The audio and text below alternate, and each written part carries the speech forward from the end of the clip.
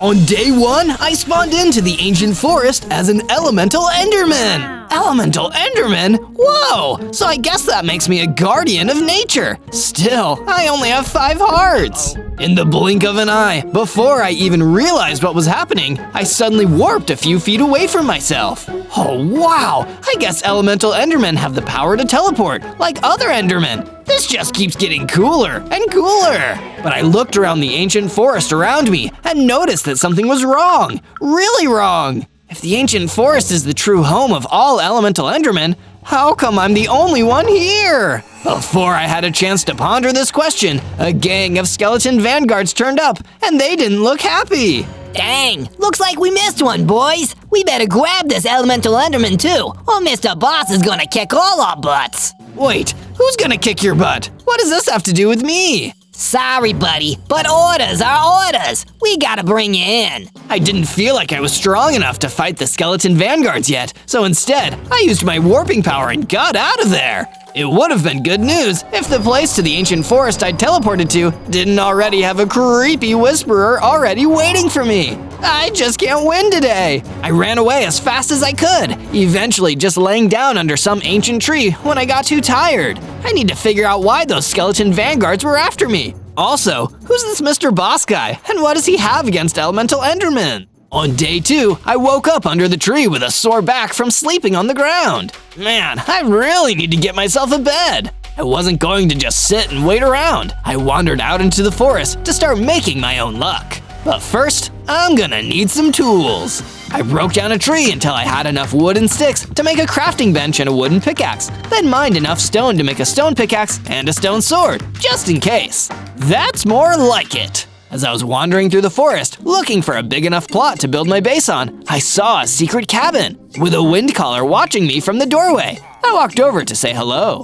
It's surprising to see an elemental enderman out here. I thought Mr. Boss's goons nabbed them all. I guess I'm the one who got away. But who is this Mr. Boss guy, and why is he making so much trouble for me? It's not just you, if it makes you feel any better. Mr. Boss is a jerk to everyone because he thinks he's the best. And when he thinks someone has more power than him, he tries to destroy them to make himself feel better. What an awful thing to do! I better work hard until I can stop him. You're definitely not going to stop him like that, kid. You look half-starved. Here, take these apples. The friendly windcaller gave me a bunch of apples to take with me. I thanked him, then mined some extra stone and wood before going on my way.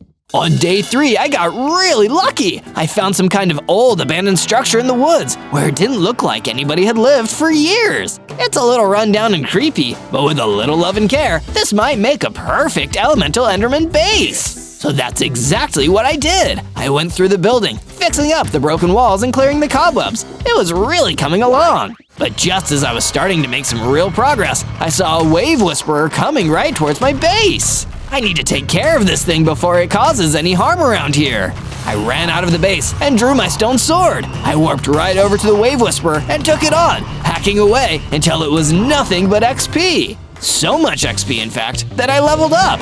I not only got bigger and went from 5 to 10 hearts, I gained a new ability, turning invisible for a limited time. Mr. Boss is never gonna see me coming. With the Wave Whisperer taken care of, I spent the rest of the day fixing up the base. It was looking good as new. From day 4 to day 5, I went deeper into the ancient forest, hoping there I'd find some more materials to help improve the size of my base. After all, with Mr. Boss out there, I really needed to be well defended. I hope the ancient forest will forgive me for using its resources for the greater good. But during my gathering mission, I accidentally ran into the same group of skeleton vanguards who had been chasing me since I spawned here. Well, if it isn't the elemental enderman whose skinny legs got too big for his boots. Now I know you skeleton vanguards are the minions of some guy called Mr. Boss. Why do you even work for someone who's so mean? 'Cause we're mean too, duh. Plus, he pays well. So if he doesn't like the look of someone and wants them taken care of, we're happy to do what he says. Get up, boys. The skeleton vanguard started attacking me, but this time I wasn't just going to sit there and take it. I used my stone sword to fight back, and soon enough, I defeated the whole group. From day 6 to day 8, I found an underground cavern that I'd heard rumors was rich with different materials. It was the perfect place to start my very own mine. I constructed a furnace near the entrance and started mining until I found some veins of iron, exactly what I wanted. I mined the iron and used my furnace to make myself some iron ingots. With those, it was a cinch to make myself an iron sword, pickaxe, and a chest plate. This is really gonna up my mining and fighting game. How exciting! And I needed to test those new qualities quickly because a bunch of mossy skeletons were emerging from the darkness, and it was already too late to try turning invisible. Guess these guys have a bone to pick with me. Using my new iron sword, I defeated each and every one of the mossy skeletons. This upgraded gear had already paid for itself. From day 9 to day 10, I traveled further from my home and went all the way to the Black Forest so I could sustainably get some wooden blocks from there rather than overusing the ancient forest. Despite its sinister name, the Black Forest was a nice and peaceful place for the most part. I didn't have any trouble going through and cutting down a few trees to collect the blocks. Until, on my way back through the forest, I ran into a big, wide golem with purple veins going through him. I just knew this had to be Mr. Boss. Yo, you're that dweeby little elemental enderman that's been messing with all my boys. Not cool, just like you. Am I gonna have to teach you some manners, you little tree hugger? I think it's you that needs the lesson in manners, Mr. Boss. Stay out of these forests. I warped right over to him and attacked him with my iron sword, but it had literally no effect. He just laughed, and I backed away, terrified at how strong he was. Nice, that almost tickled. Now it's my turn, you little runt. But if those were the hits he could take, I definitely didn't want to see the ones he could give. I turned invisible and ran away before he could catch me. There's no way I could beat this guy like this. He's just too strong. While I was running away, I turned visible again and ran into a mountaineer who was also in the Black Forest. He looked at me like I was oddly familiar. Running, huh? From Mr. Boss? Wait, how did you know? He's been shaking down everyone around these parts, the big mean bully. Nobody's been strong enough to stop him before, so we all just let him boss us around. Well, that stops here. I'm sick of his bullying. I'm gonna get strong enough to defeat Mr. Boss once and for all. I led the mountaineer back through the Black Forest. I'd made my first ever ally. From day 11 to day 12, I led the mountaineer back to my base. I see room for improvement, sure, but it's nice to have a roof over my head. Thank you, Zozo. I'm happy to stay here with you. Of course, my first course of action was adding a new room to my base, complete with a bed so that the mountaineer could sleep. Oh, nice and cozy, just how I like it. I know what you like, bro. But my encounter with Mr. Boss made me realize just how dangerous he was, and I needed to be as tough as possible to survive an encounter with him. That's why I went back to my underground mining cavern to mine some more iron ore. And while I was exploring the old mine, I found something interesting, a bow and some arrows. It's always useful to have a long-range attack. Yoink! While I was smelting the iron ore, it turned out I found that bow just in time. I was attacked by a dread beast that had been hiding out in the cavern. I didn't want it to get too close to me, so I used my bow to take it out at a distance. It was a real lifesaver. With the extra iron ore I gathered, I made myself some new ingots and some new pieces of iron armor. That made me way more defensible. I also had enough to make the axe and the shovel. I'm fully ironed out now. And speaking of defensible, I went back to my base afterwards and started construction on a perimeter wall. I even put up a little sign, "No Mr. Boss allowed." Yeah, that'll show him. From day 13 to day 15, I went back to the Windcaller's secret cabin in the ancient forest to tell him how I was doing and share everything I'd learned. It turns out Mr. Boss is way stronger than I thought, Windcaller. I thought he was just some average bully. I had no idea he was some super powerful mob boss. Perhaps I wasn't fully honest with you about what you were going up against, Zozo. Mr. Boss certainly is a nasty customer.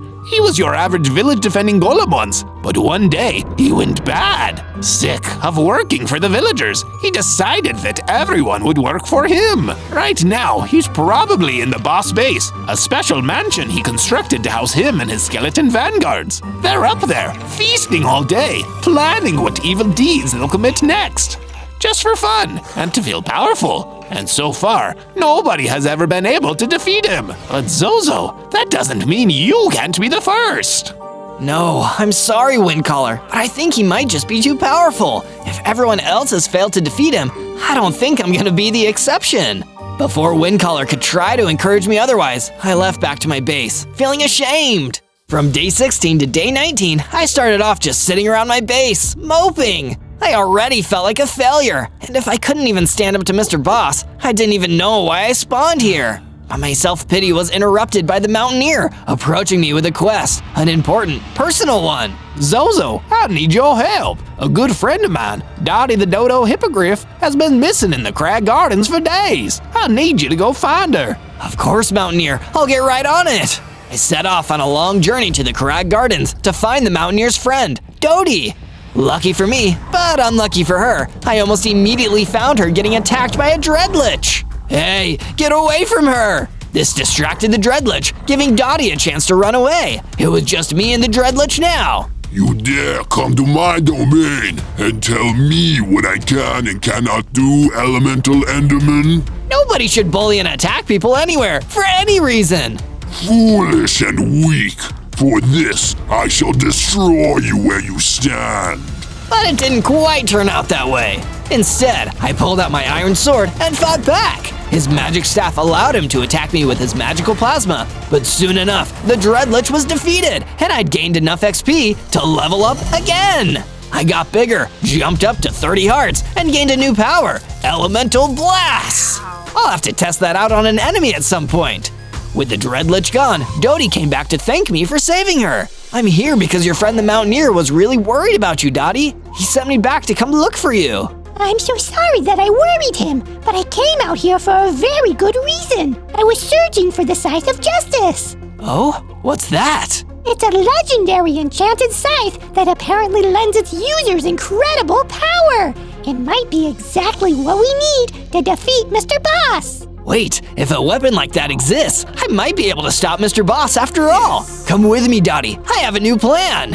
And so, Dottie and I started journeying back to my base. From day 20 to day 22, Dottie and I returned to my base, only to find that it was already under attack from another gang of skeleton vanguards. Wow, these jerks really don't know when to quit. Stand back, Dottie. I ran in and defeated those nasty skeleton vanguards with an energy blast, followed by some well-placed slashes with my iron sword. Not so tough now, are you? I extinguished the fires and took some time to build a new section of the base where Dottie could stay while she was hanging out with me and the Mountaineer. This looks so cozy, Zozo. Thank you. Once Dottie was settled in, I spoke to the Mountaineer. He had a plan. Zozo, let's build a statue.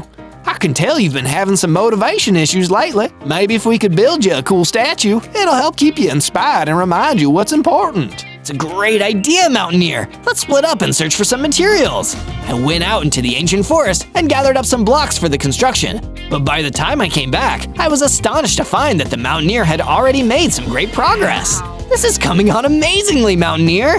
Thanks, Zozo. How about you work on the next bit? My arms could use a rest. While the Mountaineer rested, I went to work on the statue with the blocks I'd collected.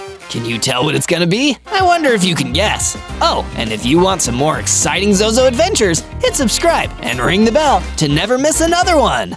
From day 23 to day 26, I started off the week by fighting off another gang of nasty mobs, some whisperers. They were descending right onto my base. Why don't you guys respect my personal space? I worked hard on this base. I pulled out my bow and took out each of the whisperers one by one. Then I warped out to check and see if they had dropped anything. Turns out they dropped a few shark tooth arrows. Those would be useful later. I should go search for somewhere to test out these new arrows. That's why I decided to take a trip to the Cypress Swampland, where I'd never been before. And they certainly knew how to roll out the welcome wagon, because it didn't take long for me to be attacked by some dread scuttlers. Good thing I have those arrows, because I wouldn't even want to get near those things. Thanks to a few well-placed shark tooth arrows, the dread scuttlers were soon defeated. I kept exploring until eventually I ran into a pink pixie. Hi there, I'm Greta, the pink pixie. I don't want to be a bother, but I was wondering if I could ask for a favor. Hi Greta, I'm Zozo, and of course, what's the favor? This big meanie called Mr. Boss chased me out of my home, and now I don't have anywhere to live. Could I come stay with you for a while? My friends tell me that I have great interior design skills. Of course you can come stay with me, Greta. Let's go! We both went back to my base, where I built Greta a nice little room, perfect for a dainty pink pixie. The only thing I didn't expect was for her to have already built something for me. Take a look, Zozo. I built you a relaxation room. It's perfect for chilling out after a long, hard day of trying to defeat evil in the overworld. This is awesome, Greta, thank you! Let's take some time to relax in there now! From day 27 to day 31, I decided to speak to Greta, the pink pixie, in the relaxation room and ask her where I might be able to find the Scythe of Justice. Oh wow, the Scythe of Justice! I've heard so many legends. People have told me that the Scythe is strongly in tune with the forces of nature, so it's possible that it could be in the forest. Try the deciduous forest first. That place is pretty darn magical. Taking Greta's advice, I immediately journeyed out to the deciduous forest. It was a very magical place, and I felt my elemental Enderman soul feeling strongly connected to the nature all around me. Until the Illusioner showed up. Yes, it is I, Zozo, the Illusioner. Mr. Boss sent me to ensure that you never get your hands on the Scythe of Justice. The glory shall be mine, mine, mine! Even if I say please? I'm evil, Zozo. Please means nothing to me. Now hold still, so I can destroy you! The Illusioner fired an energy blast at me. I took the hit, but thankfully I was able to tank it. I pulled out my sword and attacked the Illusioner until he was begging for mercy. Okay, you've won this time, Zozo, but I'll get you next time. Mark my words, I'll get you next time! And with that, the Illusioner teleported away, and I was free to continue my journey after the Scythe of Justice. From day 32 to day 35, while I was searching through the deciduous forest, I found more pixies, orange ones this time. Hey, orange pixies! I'm in search of the Scythe of Justice, so I can put a stop to Mr. Boss's reign of terror. Any idea where I can find it? Oh, the Scythe of Justice? I know a few things about it, but I'm sorry to tell you, you won't be able to find it here. Mr. Boss and his goons have been all over this forest. If they haven't found it, you won't find it here either. Darn it! How about you guys head back to my base? We can talk more about it there. I'm gonna check just a little further, just in case. The orange pixies left to find their way back to my base while I continued searching. This was a decision I'd come to regret, as soon enough, Mr. Boss jumped out of the shadows again and hit me so hard I lost almost half my hearts. Told you it was my turn. You think you can get away from me, you elemental dork? This is my world, and here what I say goes. Not if I find the Scythe of Justice, then you're toast. Big if for a little man. Time to take your lumps. There's one problem, Mr. Boss. You can't fight me if you can't see me. I turned invisible right in front of Mr. Boss's face, then ran for the hills. I still wasn't strong enough to fight him just yet. From day 36 to day 39, I returned back to my base, feeling relieved that I'd managed to once again get away from Mr. Boss with my life. I don't want any more close calls like that. I need to be more careful. When I got settled back in, I decided to speak to the Orange Pixies about their knowledge of the Scythe of Justice. Please, tell me everything you know, Orange Pixies. Even the tiniest details might be useful. According to our legends, the Scythe of Justice once resided in the forest, but it doesn't anymore. It was used by a great hero once in the past, and we believe this great hero may have left it among the dunes. You may have more luck finding it there. The dunes, that's perfect! I'll go there soon. Thank you, Orange Pixies. Don't mention it. Oh, one other thing. We couldn't help but notice you're making a statue. While we were waiting for you to come back, we decided to add a little to it. Mind taking a look, just to make sure we did it right? I went to take a look and was so happy to find that the Orange Pixies had done an amazing job. It was even better than I could have imagined. You've done a fantastic job, guys. Thank you so much for your help. From day 40 to day 43, I was working on some improvements around my base when I saw a traveling scribe approaching the base. He came up, and I decided to talk to him. Hey, Mr. Scribe, what brings you here? I heard you're trying to take down Mr. Boss. He hasn't exactly been kind to me in the past, so I'm gonna give you some advice. Head to the Crag Gardens and go west. You'll find some diamonds that will help you on your quest. That sounded like a good tip to me, so I went back to the Crag Gardens and went on a search west for the diamonds. But on the way, I ran into a dangerous Mermex Queen, an insect-like monster who is definitely not friendly. Ugh, and I'm afraid of bugs at the best of times. This is the worst. Thankfully, she wasn't as strong as she looked, and I managed to take her down without too much trouble. Phew, I feel a lot safer now. It dropped Myrmex meat. Not sure that it's going to be tasty, but I am running out of apples, so I'm taking it.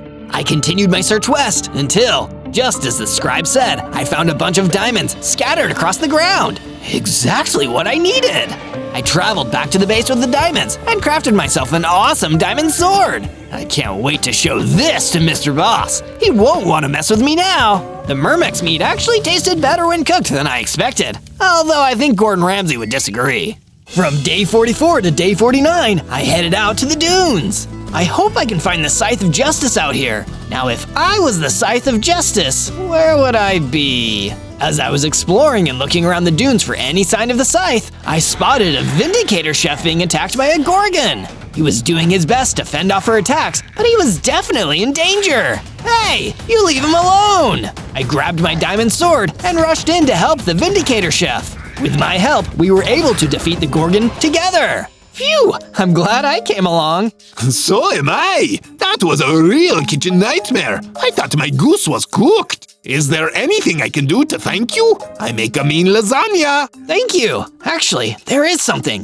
Have you heard anything about a Scythe of Justice? As a matter of fact, I met an iceologer when I was on a real experimental ice cream kick. Did you know mustard ice cream isn't very good? Anyway, he mentioned something about a scythe. Maybe he can point you in the right direction. He lives at the top of that dune over there. Thanks! From day 50 to day 53, I followed the directions given to me by the Vindicator chef. Hello, is there an iceologer around here somewhere? No iceologer here, only your certain doom. The illusioner appeared in front of me, firing an energy blast right at me. Oh no, not you again! Yes, Zozo, it is I. You have eluded me for too long, and now it is time to taste defeat. No thanks, I'm not hungry. He attacked me again, but I was ready for him, and this time I was able to defeat him for good. I felt great. Now, where was I? I looked around and spotted a little house on top of the dune. Hello, the chef sent me. I'm Zozo. I'm looking for the Scythe of Justice. The iceologer came out of the house to greet me. Hi, Zozo. Nice to meet you. I'm afraid I have some bad news, though. Mr. Boss's goons came through here and took the scythe away earlier today. Oh no! But here, let me give you something. I hope it helps. He handed me a splash potion of healing. I was feeling pretty discouraged about the scythe, but with the illusioner finally defeated, I knew I was making progress. I couldn't lose hope yet. From day 54 to day 57, I traveled back to my base. The mountaineer was waiting for me. Welcome back, Zozo. Hey, while you were gone, I decided to fix up the place a little bit. Take a look around. Let me know what you think. I walked around and checked things out. He added some guard towers. These will be great for protecting the base. Thanks so much for your help. Glad you like them.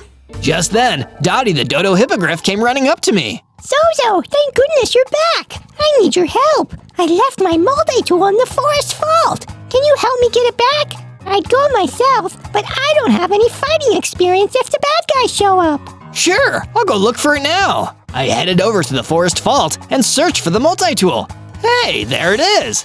I grabbed it for Dottie and brought it back to my base without running into any trouble. Here you go. Thank you, Zozo. Here, while you were gone, I found this for you. It's a flaming bow. Maybe you can use it. From day 58 to day 62, one of the orange pixies came and woke me up. Good morning, Zozo. Sorry to wake you, but I'm just too excited. Please, come and see the work we've done on the statue. It looks so good. I went to check out the statue, and it was true. It looked awesome. This is so cool. Thank you for your hard work on it. But I didn't get to admire the statue for long. A group of skeleton vanguards ambushed me, and the orange pixie attacking us. Well. Looks like Loser here got himself a loser statue. It's an awesome statue. You're just mean. I did my best to fight them off, but I couldn't stop them from destroying the orange pixie. No, how could you? It's fun to be bad.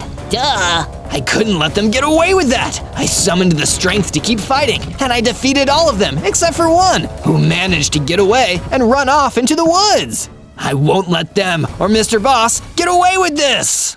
From day 63 to day 66, I chased the runaway skeleton vanguard all the way to the dunes. The dunes? What's he doing all the way out here? As I looked around, I spotted an empty chest. Hey, I wonder if the scythe used to be in here. Then, of course, the Vanguard popped up behind me.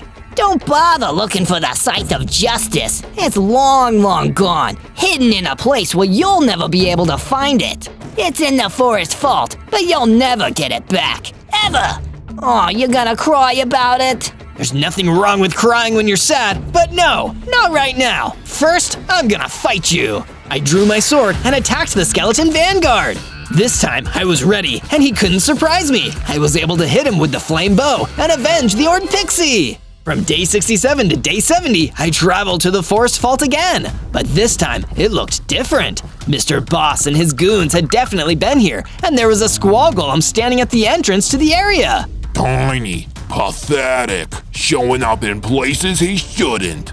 You must be Zozo. I'm not any of those things. Well, I am Zozo, but none of the other ones. Run on home before I have to teach you a painful lesson. Not without the Scythe of Justice! He just laughed at me, then rushed forward and attacked. I tried my best to fight back, but he was much stronger than me, and I was worried I wouldn't make it out of this one alive. He knocked me back. Uh-oh, I'm in over my head here. But I didn't have another choice. I had to keep doing my best. I climbed back to my feet and hoped my trusty diamond sword would be enough to save me. I dodged the squall golem's next attack and got the better of him. Ow! That hurt, you little brat. Before I could finish the fight, he ran off and disappeared from sight. No time to go after him. I have to get the scythe. From day 71 to day 74, I entered the forest vault to look for the Scythe of Justice. But there was nothing there. All I could find was a note. Oops, guess you were too late. No scythe for Zozo. I took it for myself. Too bad, so sad. Signed, Mr. Boss. Oh no, he already took it. I'll have to keep looking and find another way to defeat Mr. Boss. From day 75 to day 78, I returned to my base to try and figure out my next step. When I got there, the Mountaineer was waiting for me. Hey, Zozo, you look kinda sad. What's wrong? Mr. Boss took the scythe before I could get it. I'm so disappointed. Maybe seeing some of these improvements I made to the base will make you feel better. Come check it out. He had added banners and shelves while I was gone. Wow, these really tie the room together. Nice job. Oh, also, I went out exploring and I found this. Whoa, netherite ore! I can use this to upgrade my sword. I took the netherite ore and used it to craft a netherite sword. This is great! Thank you so much! Oh, what a nice moment. Too bad I have to destroy you now. The squall golem! He was back! But this time, I had a new, stronger sword to fight him with. When he attacked me, I dodged and came back at him with the netherite sword. Before too long, I had defeated the squall golem. I felt myself getting stronger, and my hearts increased to 60. I feel like I got a new skill. I concentrated and found out that I had a lightning strike ability now. After that, I spotted something on the ground. He must have dropped this. Hey, a map to the Black Forest. Guess I know where I'm headed next. From day 79 to day 84, I followed the map and traveled to the Black Forest. There's an X on this map. That usually means something important. Let's see, where's the X? Halt! Who goes there? A royal guard was blocking my path. I'm Zozo. Are you a goon of Mr. Boss? Heck no, I'm trying to defeat that guy. Fortuitous. I require help from a noble hero. I have misplaced a very important chest that holds something dear to my heart. Would you aid me in my search? In return, I can provide information about Mr. Boss. Sure, I'll look for it. I searched all over the Black Forest and finally found the chest. I opened it and found a gold sword inside. I brought it back to the guard. My lucky sword! Thank you! My mother gave this to me. I would be so upset if I lost it for good. Mr. Boss's base is located on the edge of the ancient forest. That's near my base. Way too close for comfort. I'll have to make sure I'm really ready when it's time to face him. Hey, do you want to come back to my base with me? I must attend to my royal duties, but thank you for your kind offer. On my way back to my base, I stopped by the secret cabin to visit the Windcaller. Hey, I was wondering if you knew anything about Mr. Boss that might be helpful. I just found out he lives in the forest, not too far from my base, so I need to get ready fast. As a matter of fact, yes. You should know that Mr. Boss is very vain, famously so. He can't stand it if someone makes fun of his amethyst crystal growing out of his back. If you insult his crystal, he will become distracted and upset. This will allow you to catch him off guard and maybe the difference between victory and defeat. Insulting his crystal? Good to know. Thanks for your help. From day 90 to day 94, I knew I needed to get to work upgrading my armor if I was going to be ready to take on Mr. Boss. So I headed down into the underground cavern and started mining. I mined harder than I'd ever mined before. My hard work paid off because I found some diamonds. Perfect! Rushed back to my base with the diamonds and used them to craft a full set of diamond armor. I'd like to see Mr. Boss try and beat me with this gear. From day 95 to day 97, the Mountaineer came to talk to me. Zozo, I have great news. We're almost finished with the statue. There's only one piece left that needs to be put in place, and we wanted you to be the one to do it. Really? Me? Yeah, it's your base, it's your statue. It would mean a lot for you to be the one to finish it. I followed him to the statue, and it really looked amazing. He handed me the last piece, and I placed it on the statue. And I stepped back and looked up at it. Wow! The sight of that giant elemental enderman towering above me reminded me what I was fighting for. My species, the elements, and the world. It was a world worth fighting for, and I was going to try my very best. On day 98, I walked around my base, trying to get ready for my face-off with Mr. Boss. Zozo, I was looking for you. I wanted to talk to you about this Mr. Boss fight. I just wanted to say that you're gonna do great, and if you need any help, I can join you in the fight. Thank you, but I think I need to face him alone. I understand. Dottie the Dodo Hippogriff came to see me next. Zozo, I know you're nervous, but you can do this. The good guy always wins, even when it seems like an impossible fight. Thanks, we'll see how it turns out. And if you want to see more Zozo adventures, hit subscribe and ring the bell to make sure you don't miss them. I went to see the pixies, both pink and orange. Zozo, thank you for everything you've done so far. It's been an honor to help you. It really has. Go show that mean Mr. Boss that nice guys don't have to finish last, and that being mean never pays in the long run. You all believing in me so much really makes me feel like I can do it. On day 99, I traveled to Mr. Boss's base. It wasn't a very long walk. It had been nearby the whole time. I headed inside, ready for the fight of my life. Immediately, I was attacked by skeleton vanguards. Hey, you weren't invited to this party. Get lost! Scram! They attacked me, but with my new armor and my new sword, I was able to defeat them. After I finished with the skeletons, I saw a cage filled with elemental endermen. There you all are. I knew it. I'm not all alone. I have you guys. I let them out of the cage and showed them which way to run to escape. I'll see you all again soon. I have to finish this first. On day 100, I continued fighting my way through Mr. Boss's base. Out of nowhere, a squall golem appeared to attack me. I've had just about enough of you. He rushed at me with a melee attack, but my armor protected me from his damage. Ha! I was ready for you this time. I fought hard, rushing at him before he could attack again, and before I knew it, I had won. He dropped something when he went down, and I grabbed it. I can't believe it. It's the Scythe of Justice, just in time for me to need it the most. I did a quick little celebratory dance, then continued my way through the base. Finally, I reached Mr. Boss's room. I see you made it through my guards. I'm surprised. I thought you'd give up sooner for sure. Well, since you're here, I guess we'll get right to it. He concentrated hard and started to transform. He grew into a bigger, stronger version of himself. Uh-oh. But I couldn't get discouraged now. I grabbed the Scythe of Justice and stood tall. Literally, I felt my bravery making me grow taller as I got bigger and stronger too.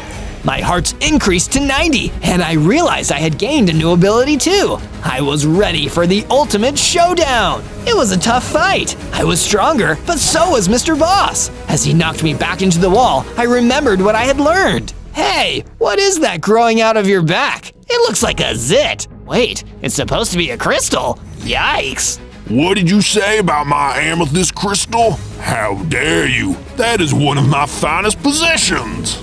While he was distracted, I used my new ability, Sun God Blast. I unleashed the power of the sun, and Mr. Boss was defeated once and for all. With no more bad guys left to defeat, I traveled back home to my base, where my friends and family were all waiting for me. The pixies were dancing, Dottie and the Mountaineer were eating pie, and all of the elemental endermen were waiting to tell me all about the elements. Yeah, things are gonna be good from now on.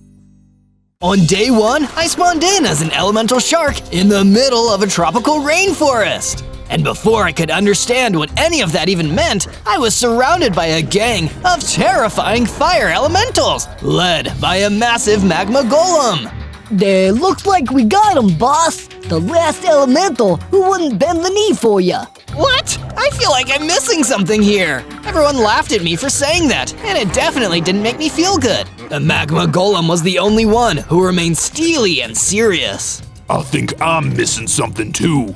I'm missing the part where you swore absolute loyal to me, Magnus the Magma Golem, Lord of the Elementals. Who made you Lord of the Elementals? I've never even heard of you.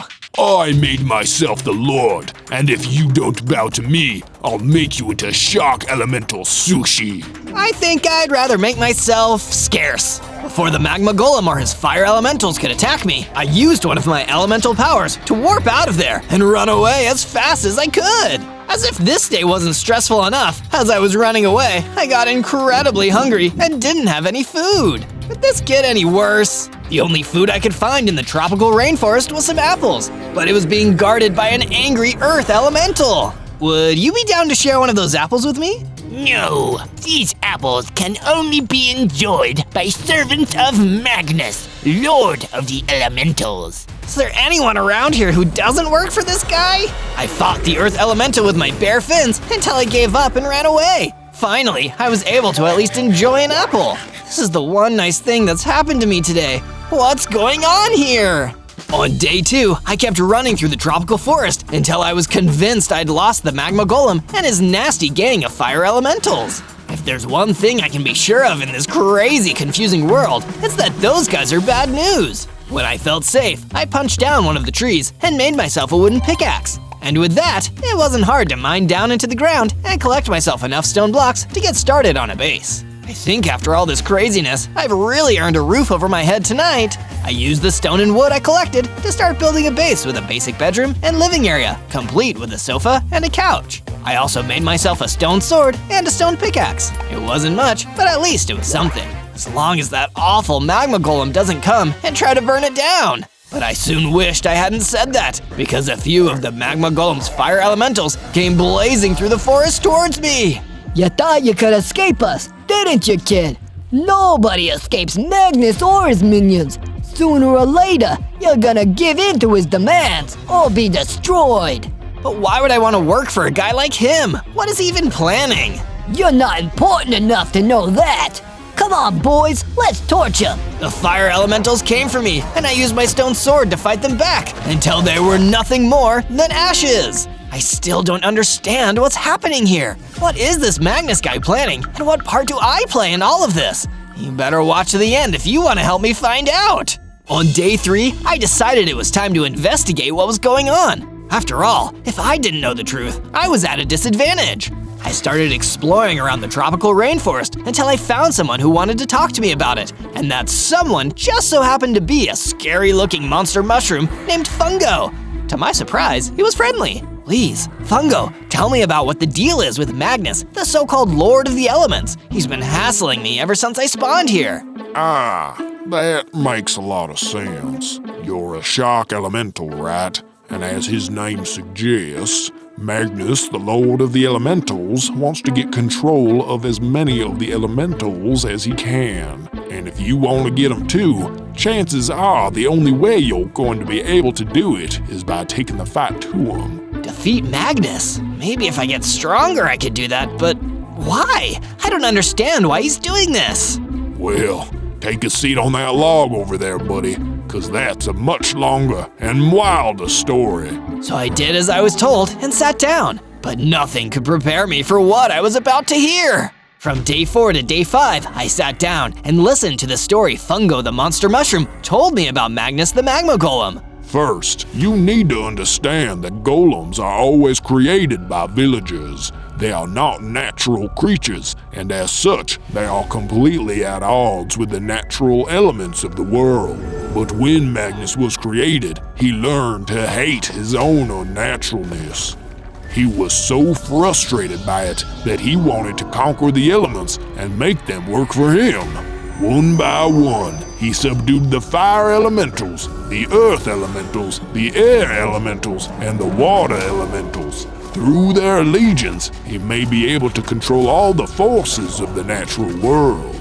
And in order to defeat him before he becomes too powerful, you'll need to master all 4 of the elements and gain their powers. Oh, just like in Avatar: The Last Airbender. Wait, you've seen Avatar? Sweet, that's gonna make all of this a lot easier to understand. Be careful out there, Zozo. If you can get strong enough and gain all these powers, you can save us all. But to help with the learning process, you'll need to find a mentor. Do you know where I can find one? Nope. Good luck. From day 6 to day 8, with all the new information that Fungo the monster mushroom had given me stewing around in my head, I started making my way back to my base. So, I need to find a mentor. How can I track one down? It's not like they have a directory website, but my frustration and self-pity was interrupted by seeing an innocent swamp pig being picked on by more of those evil fire elementals. Please, guys, leave me alone. I'm just doing my daily exercise. Little piggy's trying to exercise. Hilarious. We can help you warm up. Oh yeah, we'll fry your bacon. These are extremely insensitive jokes, guys. Please leave me alone. But I knew they'd never leave that poor swamp pig alone. Not unless I made them. That's why I pulled out my stone sword and ran in to fight them off. Leave that innocent pig alone, you meanies! It didn't take me long to defeat them all and rescue the swamp pig from a fiery doom. Needless to say, he was relieved. Thank you, kind stranger. I'm Sammy the swamp pig. You have done me a great kindness today, and I'll never forget it. No problem, Sammy. I'm Zozo, by the way. Say, do you have any idea where I might find a mentor? I really need one to help me save the world. Well, I did hear rumors about a great teacher who lived near water somewhere, but that's all I know. Still, I want to help you, Zozo. I really owe you one. How about you come back to my base? I could really use some allies right now. I led Sammy the Swamp Pig back into my base and started building a new room in my base for him to stay in. And make sure you keep watching until the end, because the craziest parts are yet to come. From day 9 to day 10, I found a huge underground cavern in the tropical rainforest where I could search for rare materials. The deeper and darker I descended in, the more veins of iron ore I found. I mined and collected the iron ore and then constructed a furnace underground to smelt into iron ingots. Now it's time to make myself some awesome new equipment. I made a set of iron armor, an iron sword, and an iron pickaxe. And not a second too soon, as I heard something terrifying skittering around in the dark. I turned and saw a giant skulk scorpion crawling towards me, looking like it was ready to attack. And it turned out that it actually was. I tried to attack it with my iron sword, but it didn't seem to have much of an effect on the monster, which was as strong and fast as it was angry. In the end, I needed to use my location warping ability to zap out of there and run deeper into the darkness of the underground cavern. Can't see how this would ever end badly. From day 11 to day 12, all I could do was try to hide deeper in the underground cavern and hope that the skulk scorpion didn't find me down there. How am I gonna save the world from a powerful magma golem if I can't even defeat a nasty underground bug?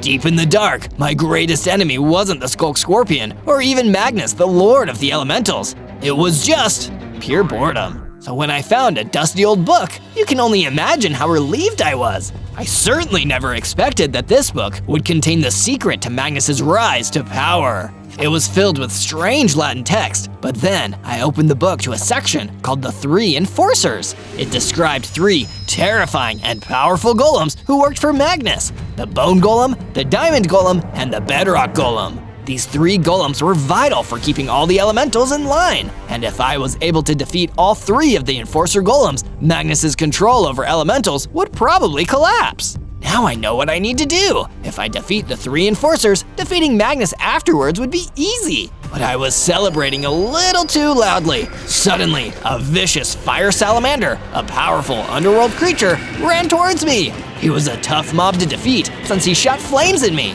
He had something that looked like an organic turret protruding from his back.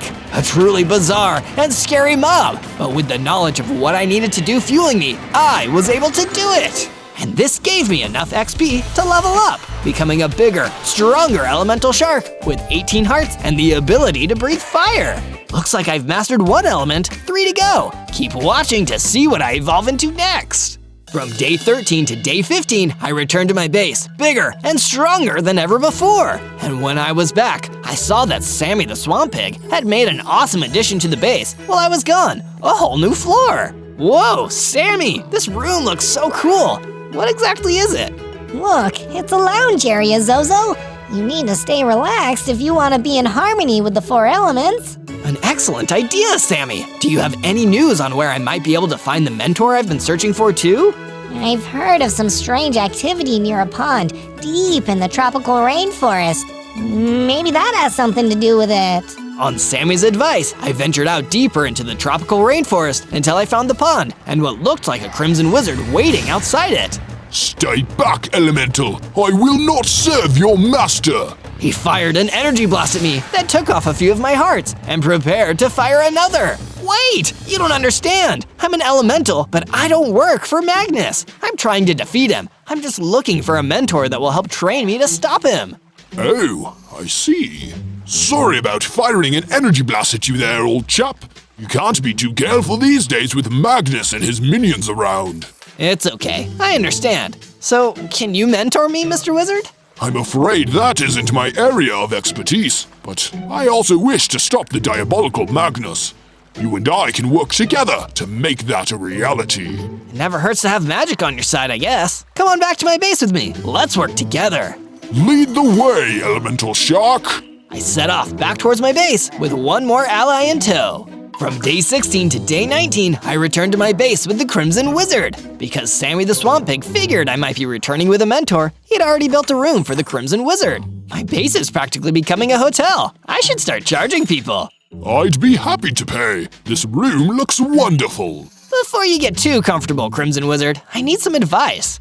Do you have any idea where I should go next in my quest to master the elements and take on Magnus? Good question, Zozo. Personally, I would suggest the Mojave Desert. To master all the elements, you must first experience them all. That sounds like a good idea to me. Time to go. After a couple days of traveling, I'd reached the Mojave Desert and started searching around for any clues as to what I needed to do next.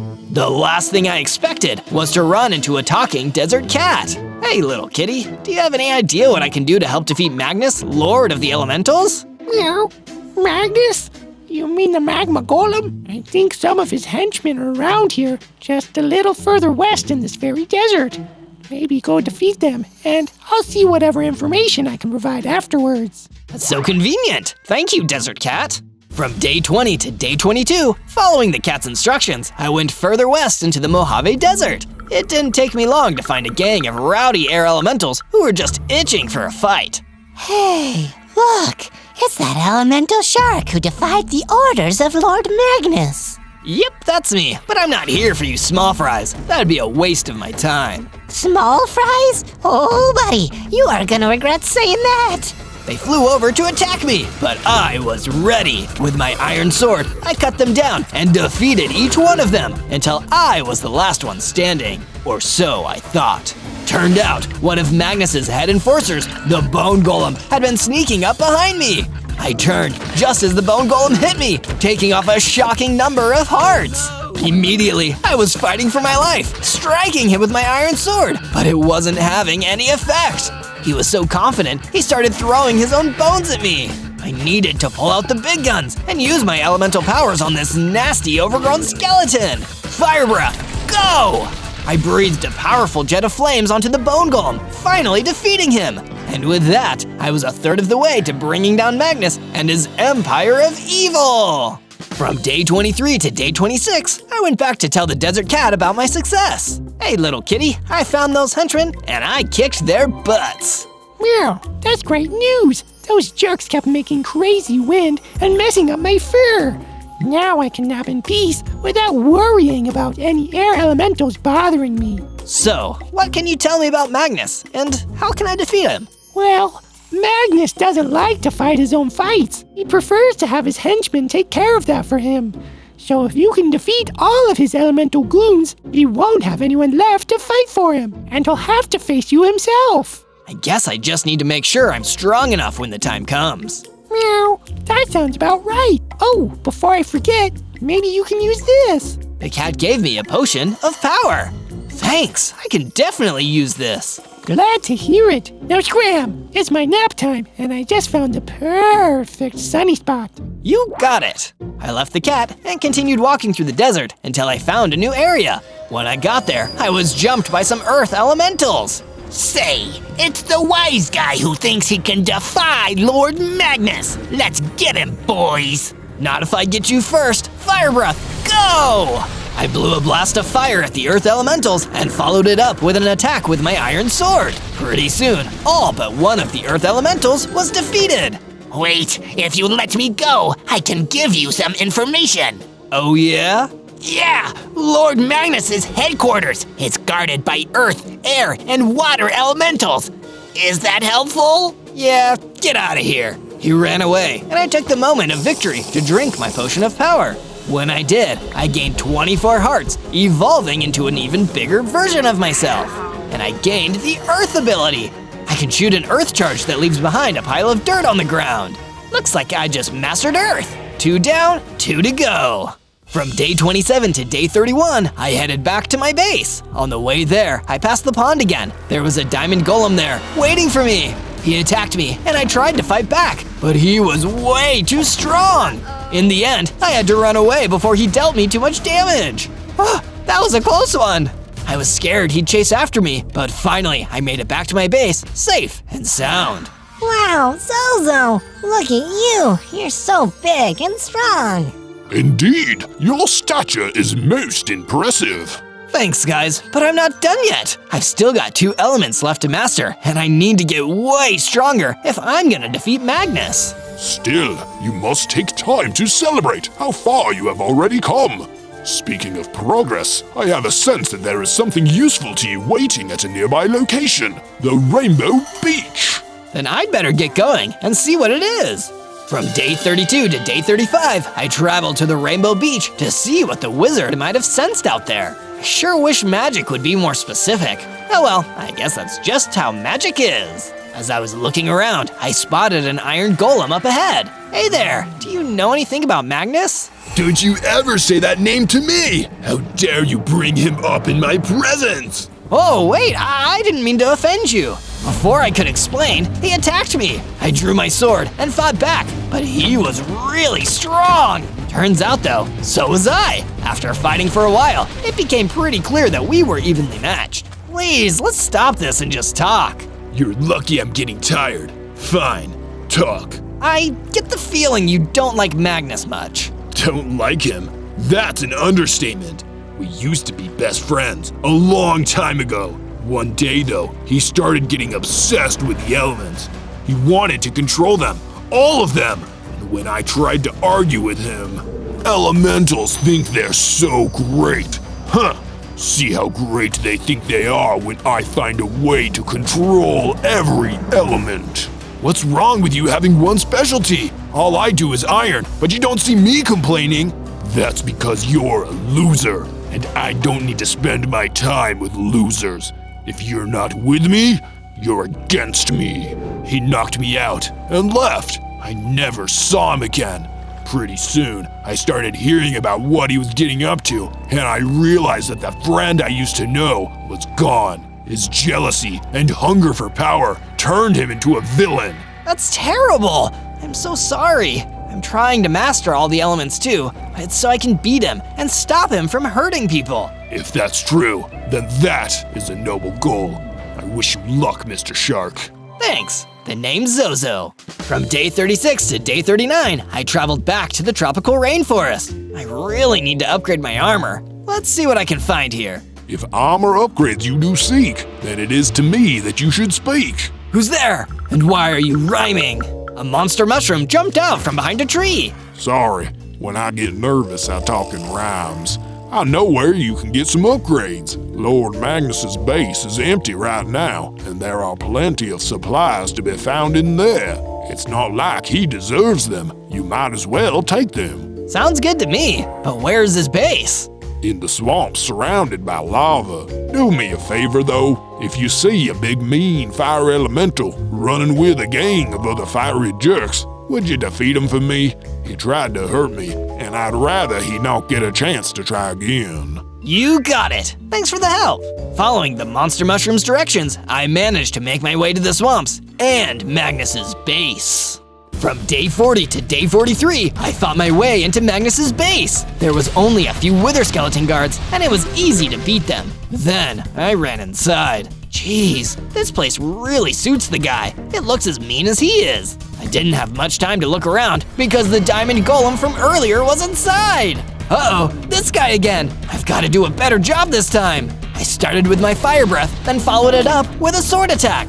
It was pretty tough, and I wasn't sure if I would be able to do it. But finally, I was able to defeat him. When the diamond golem fell, he dropped a whole bunch of diamonds. This is just what I need. Now I can go back to the base and upgrade my gear. I grabbed all the diamonds. Now I've got to get out of here before Magnus gets back. I may be a lot stronger than I used to be, but I'm still not ready to face him. Maybe with some upgraded armor and weapons though, I'll be closer to my goal. From day 44 to day 49, I traveled back to my base and got to work on upgrading my armor and weapons. Using all of the diamonds I got from that diamond golem, I was able to craft a diamond pickaxe, a diamond sword, and some diamond armor. Awesome, look at all this stuff. I feel more powerful already. Okay, back to exploring. I need to see what else I can do to improve and work toward mastering those last two elements. I headed out into the rainforest and started exploring. As I did, I came across a group of fire elementals. They didn't see me at first, but I could hear them. You guys remember that loser mushroom that got away from us before? I think I know where we can find him and finish the job. Nice! He was so pathetic! Let's go get him! That's the fire elemental he was talking about. If I fight and defeat these guys, he won't have to worry about them anymore. Wait, there's some shocky freak listening to us. That's the guy the boss told us about. Yup, and I'm here to kick your butts. Using my new diamond sword, I was able to defeat those fire elementals in no time. This new gear sure is great. I can't wait to see the look on Magnus's face when he realizes I'm finally strong enough to take him down. But I can't get ahead of myself. I gotta focus on mastering water and air. Time to get moving. From day 50 to day 53, I traveled into the Red Rock Highlands to seek out new ways to master the elements. I feel like the Highlands can teach me air stuff, right? That seems right. Or maybe water. Is there water here? As I explored, I came across an open book lying on the ground. Inside it said, "I'm gentle enough to wash your hair, light enough to fly through the sky, strong enough to crack rocks." What am I? That doesn't make any sense. How can one thing wash hair, fly in the air, and break rocks? I don't get it. It took me a little while to think about it, but suddenly it came to me. Wait a second, it's water! That's right, Zozo. An earth elemental jumped out at me. Guess you're smarter than you look. Too bad you'll never get a chance to master water because Lord Magnus sent me to take you out. Out to dinner? No, out of this world. Oh no! I got my diamond sword ready and started swinging. I followed it up with some fire breath and the earth elemental crumbled. After the fight, I could feel myself getting bigger and stronger. I'm evolving again! As I got stronger, I gained more hearts. Now I have 35 of them. I also gained the Ice Blast ability. I can freeze enemies in place with this. I guess I finally mastered water. Only one more to go!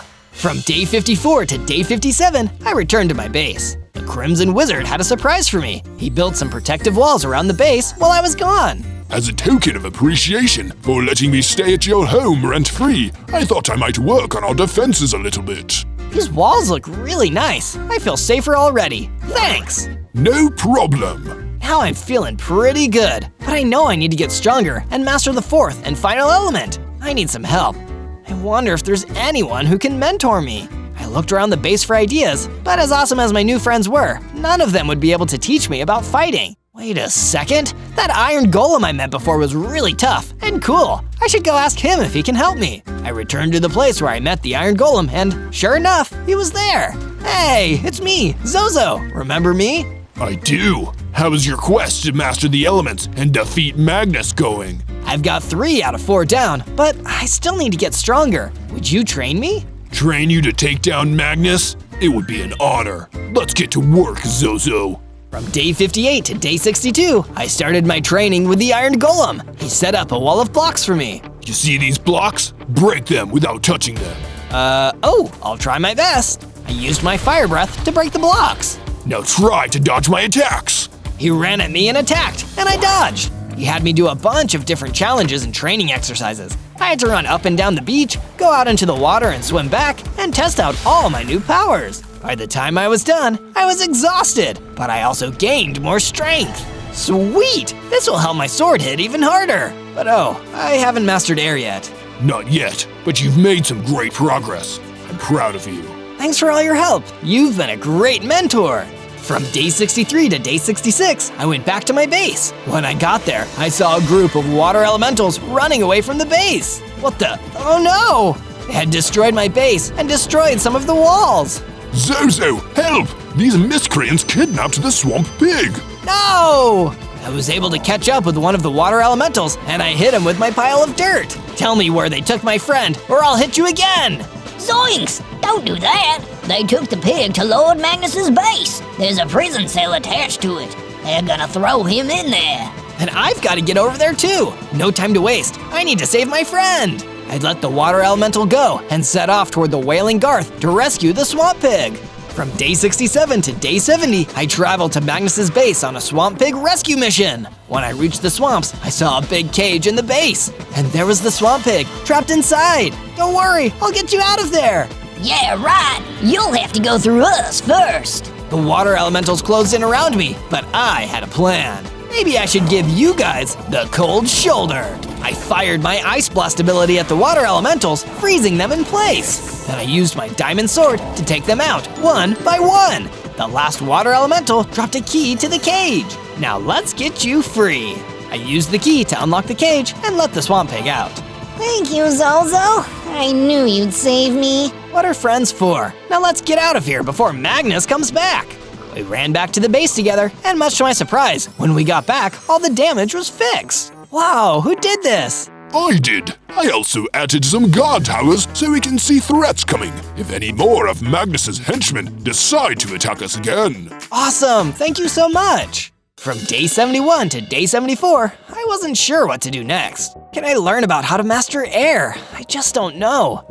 Wait a second, there was that Skulk Scorpion I couldn't fight before. I bet I could beat him now. Maybe then I'll figure out what to do next. With my new plan to fight the Skulk Scorpion, I headed down into the underground cavern. Hello, Mr. Scorpion, are you down here still? Sure enough, there it was! The scorpion ran at me and tried to sting me with its stinger, but I fought back with a fire breath and my sword. Then I used my ice blast to freeze it and follow up with the sword to finish it off. I did it! I did it! Hey, look at this! There was a book on the ground. The Book of Exposition. What's it say? The answers you seek lie deeper in the cavern, but there you must face the bedrock golem. Well, who am I to argue with a random book? Let's go! From day 75 to day 78, I followed the instructions from the Book of Exposition and headed deeper into the underground cavern.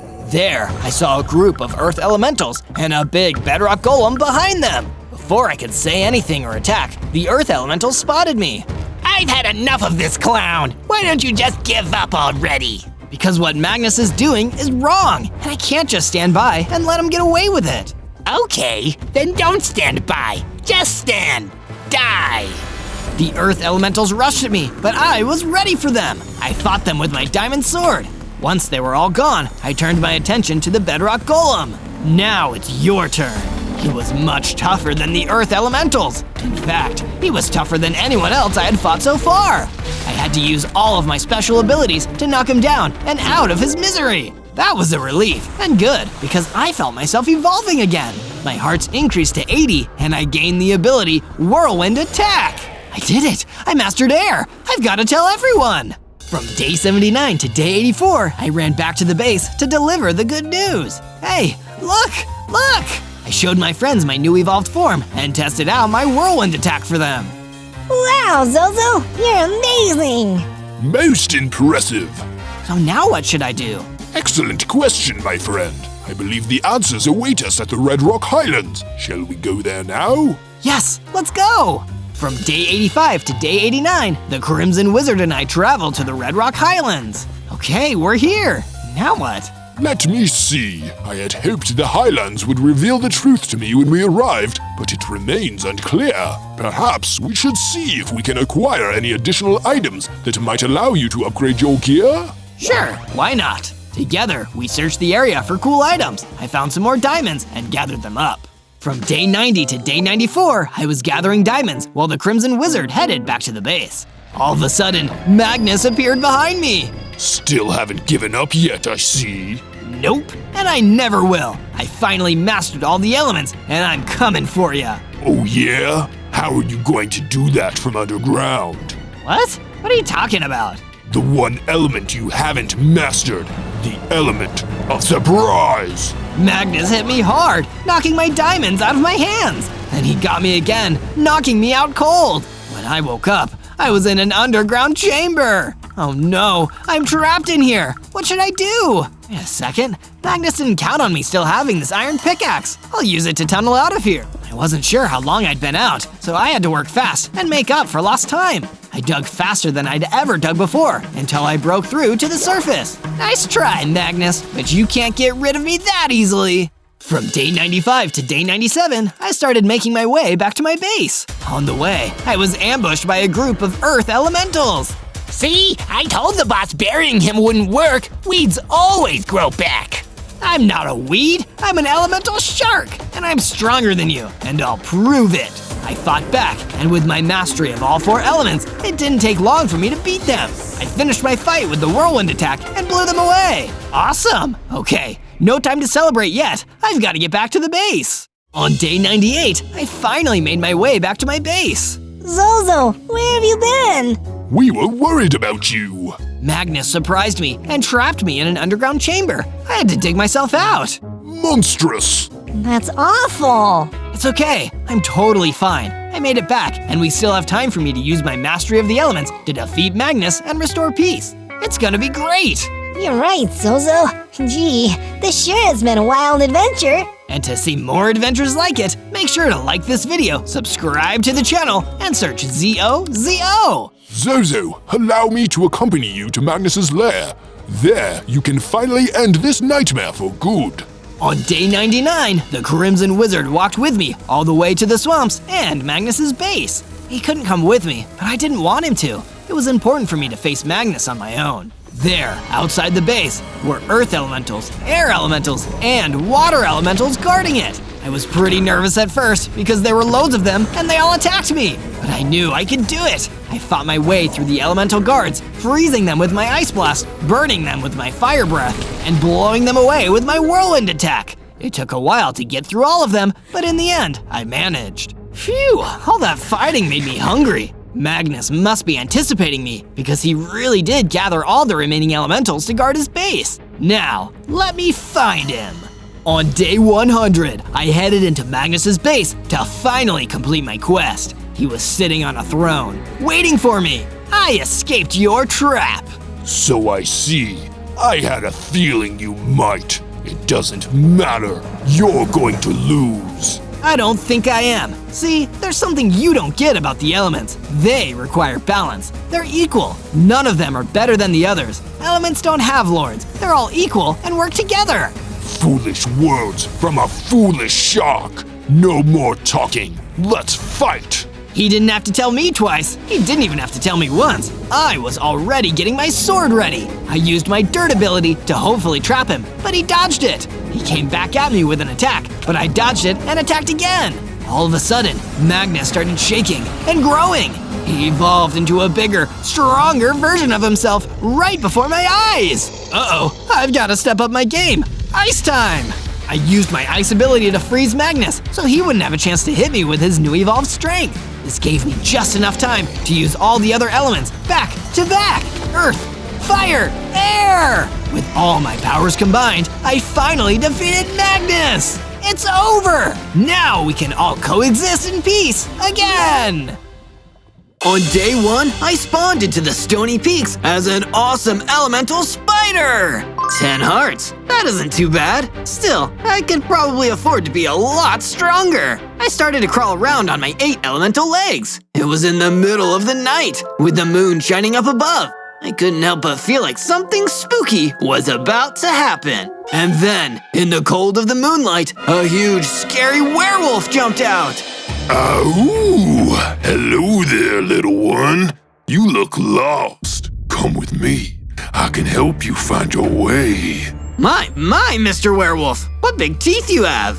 Yes, little spider. All the better to eat you with. He came charging towards me, and in a panic, I used one of my inherent spider powers, putting down as many cobwebs as I could. Lucky for me, the web slowed the werewolf down, buying me some time.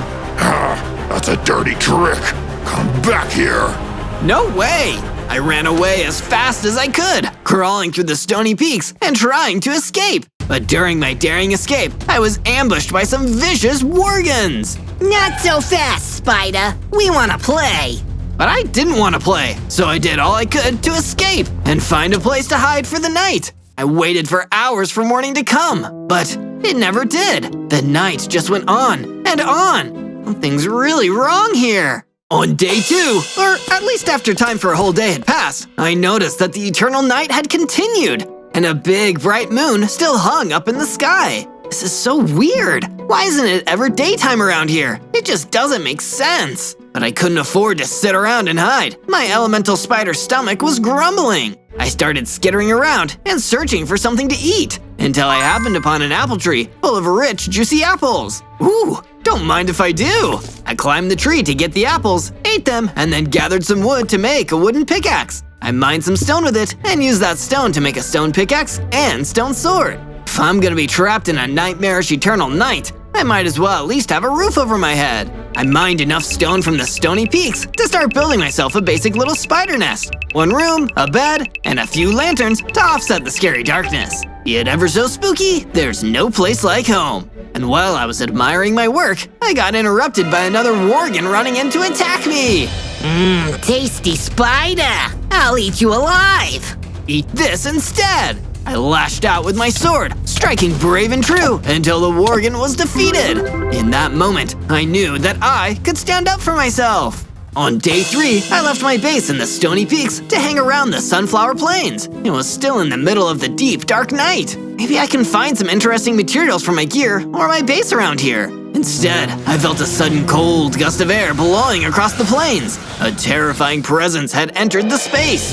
I looked up and saw a big, frightening Solnir galloping towards me. You should not be here, little spider. This is a dark and terrible place. If you're not careful, you could get hurt. I knew he wasn't warning me, he was threatening me, and he looked way too tough for me to take him on, so all I could do was run. I fled across the plains as fast as I could, with the Solnir hot on my heels. He was catching up to me. All I could do was use my special move, dropping more cobwebs to slow him down. You can't keep running forever, Zozo. I'll get you eventually. I was able to get out of there while the Solnir was trapped. I felt bad about running away. I need to stick to my guns and stand up for myself, or I'm never gonna solve this problem. Out of my way, fool! I looked down and saw a strange little creature standing at my feet. Who are you? Who am I? I'm the Onion Queen, you knave, and you will bow before me. My castle was destroyed in a worgen attack, and now I need to seek out a new castle. Well, Your Highness, why not come and stay at my base? I'd appreciate the company. This is agreeable, but only if my room is extremely elegant. From day 4 to day 5, I returned to my base in the Stony Peaks with Her Highness, the Onion Queen. This place is a horrible dump, Zozo. Not at all befitting of my regal nature, but it will have to do. Thanks for compromising for me, Your Highness, I guess. I set to work mining more stone until soon I'd excavated enough to make a new room where the Onion Queen could stay. I did my best to make it an elegant royal suite, but my resources were pretty limited at this stage. I won't lie to you, Zozo. It's utterly hideous. But it will have to do. Thank you for the effort you put in. I left the base again to mine some more stone, but while I was out there, I was attacked by another gang of Worgans. You guys just won't give up, will you? It's nighttime all the time out here. Don't you Worgans ever sleep? They didn't reply. Instead, they ran in and attacked me, and I fought them back with my stone sword. When I'd finally defeated the nasty little gang, I noticed that one of them had dropped an interesting piece of loot. Wait, is that a battle axe? Don't they freeze any mobs I hit for 10 seconds? That'd be super useful later. From day 6 to day 8, I was back in the Stony Peaks looking for a decent mining cavern where I could upgrade all my weapons and tools. Some iron would change everything, but it's so hard to hunt some down when it's so dark all the time. Can't find your iron, eh? How about I help you out with an iron fist?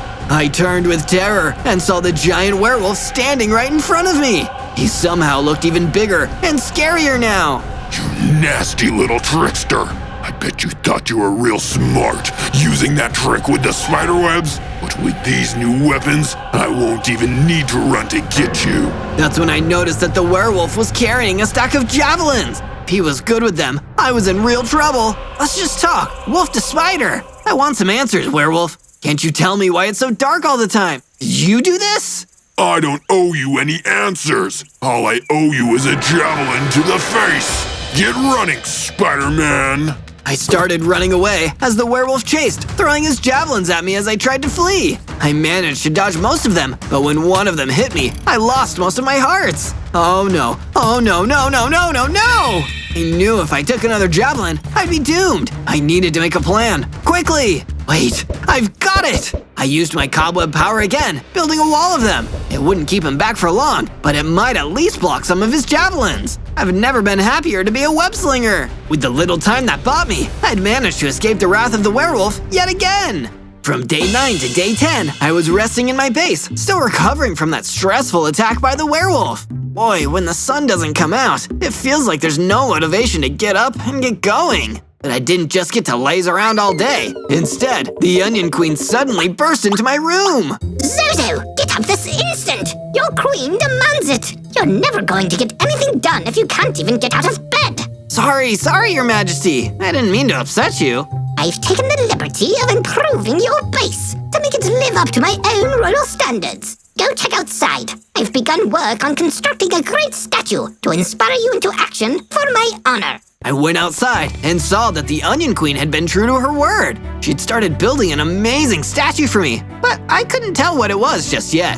What about you? What do you guys think? Do you know what the Onion Queen's statue is gonna be? Let me know down in the comments. The Onion Queen wasn't done. She'd also made several other base upgrades. A training room where I could work hard and get stronger, and even a furnace to smelt metal ores and diamonds with a storage room where we could keep all of our supplies. You've outdone yourself with all this, Your Majesty. What can I say? I've always had a knack for architecture. It runs in the royal bloodline. From day 11 to day 12, I was laying in bed in a state of uneasy sleep. The fact that night and day were no longer different made it really difficult to decide when I should go to bed. While I was sleeping, I dreamed of daylight on the Stony Peaks. I dreamed of the bright sun up in the air. And strangely, I dreamed of a lone villager walking through the peaks. The villager wasn't strong, and nobody took him seriously. What most people didn't know was that he had a powerful secret. Every full moon, he'd turn into a powerful werewolf. A werewolf that everyone fears and respects. But the problem was that the villager could only access this power under the full moon. He wanted to be a werewolf all the time, so he sought out an ancient and powerful spellbook. With the spellbook, he ushered in an eternal night and an eternal full moon. That way, he could always be the werewolf and always be the most powerful person out there. I woke up in a cold, elemental spider sweat. I knew everything now, and I knew that if I wanted the sun to rise again, I needed to defeat the werewolf once and for all. From day 13 to day 15, now knowing what I needed to do, I realized that I needed to get stronger if I wanted to defeat the werewolf and return sunlight to the overworld. If I'm going to be strong, I need to not be afraid. I need to take on even the most challenging enemies. That's why I returned to the Sunflower Plains that the sun hadn't touched in a long time to take on the Solnir. So, you return to me, little spider. Are you ready to leave this cold, dark world? No, Solnir, I'm just getting started. Come at me. And he did. The Solnir galloped in, but he didn't know that I had my battle axe ready. With one strike, he was frozen in place, and I pulled out my stone sword to finish him off. With the Solnir destroyed, I had enough XP to level up and get stronger. I had 30 hearts, and my first elemental power, Ice Blast! This is awesome! This new power will catch that evil werewolf by surprise! From day 16 to day 19, with my new power and confidence, I knew that I needed to get myself some new equipment too. After all that searching around the stony peaks, I finally found a mining cavern that looked like it might have a rich vein of iron inside. Time to get mining! I descended into the mining cavern until I found the iron I was looking for. After hacking through the blocks with my stone pickaxe, I collected up the iron ore and started to leave. But on the way out, I was cornered by a big, scary hellhound. Nice doggy. Lucky for me, I had my new power. I blasted the hellhound with my ice blast, freezing it in place. I didn't want to hurt him, so I just snuck out as quickly as I could while he was still frozen. Not long after, I made it back to my base, where I used the furnace that the Onion Queen built me to smelt the iron into ingots, and made myself some new tools, an iron pickaxe and an iron sword. Nothing's gonna stop me now! From day 20 to day 22, I got another rude awakening from the Onion Queen. Okay, I'll get up. Just give me 5 more minutes, Your Majesty. No time, Zozo! That ghastly werewolf! He's here, at the future Onion Queen Palace! What? Oh no! With no time to waste, I skittered out of my room on my 8 elemental legs and met the terrifying werewolf standing right there! You, little spider, are one of the biggest cowards I've ever met. Every time we battle, you use your little cobwebs to escape. So now, I've come to you. No way out. Are you ready to meet your doom, Spider Boy? My name is Zozo, and this time, I'm ready to take you on, one-on-one! The battle began, using my iron sword and my battle axe against him. He was incredibly strong and equally fast, but I didn't give up. And when I hit him with an ice blast, he stopped dead. What is this magic? You couldn't do that before. Because I'm getting stronger, werewolf. And soon, I'll be so strong that you can't defeat me. Don't count your elemental spider eggs before they hatch, Zozo. I will return. With that, the werewolf ran off into the eternal night. And for the first time, I truly believed that I could defeat him once and for all. From day 23 to day 26, I was, once again, woken up after my intense battle by the Onion Queen. How many times, Zozo? Sorry. Fighting the werewolf was tiring work. Well, you won't last very long as my royal protectorate if you get hit by one of his javelins, will you? Here, while you were sleeping, I made these. The Onion Queen handed me a pair of Outback leggings. These should make you more agile and allow you to dodge out of the path of oncoming projectiles. Plus, you need a uniform if you're going to represent my royal name out there. Huh, these are a pretty good fit. Not sure they're my color, though. You'd better wear them, Zozo. As royalty, I have demanded it, and that means what I say is now law. Any more laws you want to decree, Your Highness? Yes, actually. I hereby declare that everyone should search ZOZO to find more videos to watch. I had no idea what any of that meant, but it sounded important, so I'd do it if I were you. From day 27 to day 31, the Onion Queen seemed pretty agitated about something, and not wanting to get on her bad side, I figured I should ask her. Everything going okay, Your Highness? No, not at all. Everything is positively horrid. Positively? Isn't that good? No! Just look at my statue! I took a look, and the Onion Queen had really been making a lot of progress with building her new monument. It looks okay to me. Of course you'd think that. To the untrained eye, maybe. But there's no white concrete. How can I possibly have a statue celebrating my regality without any white concrete? Okay. Well, what if I go and find some white concrete that you can use to add to the statue? Well, it's about time you made yourself useful. Off you go. There should be some in the Twilight Valley. So, off I went to search the Twilight Valley. It didn't take me long to find some white concrete, which made me wonder what all the fuss was about. Then, I noticed a gang of Worgans in my way. That explains that, I guess. I leapt into action and delivered a few battle axe attacks to freeze the Worgans in place, then shattered them to frozen pieces with my sword. With all of them defeated, I was able to retrieve plenty of white concrete and returned it to the Onion Queen to add to her vanity project. I mean statue.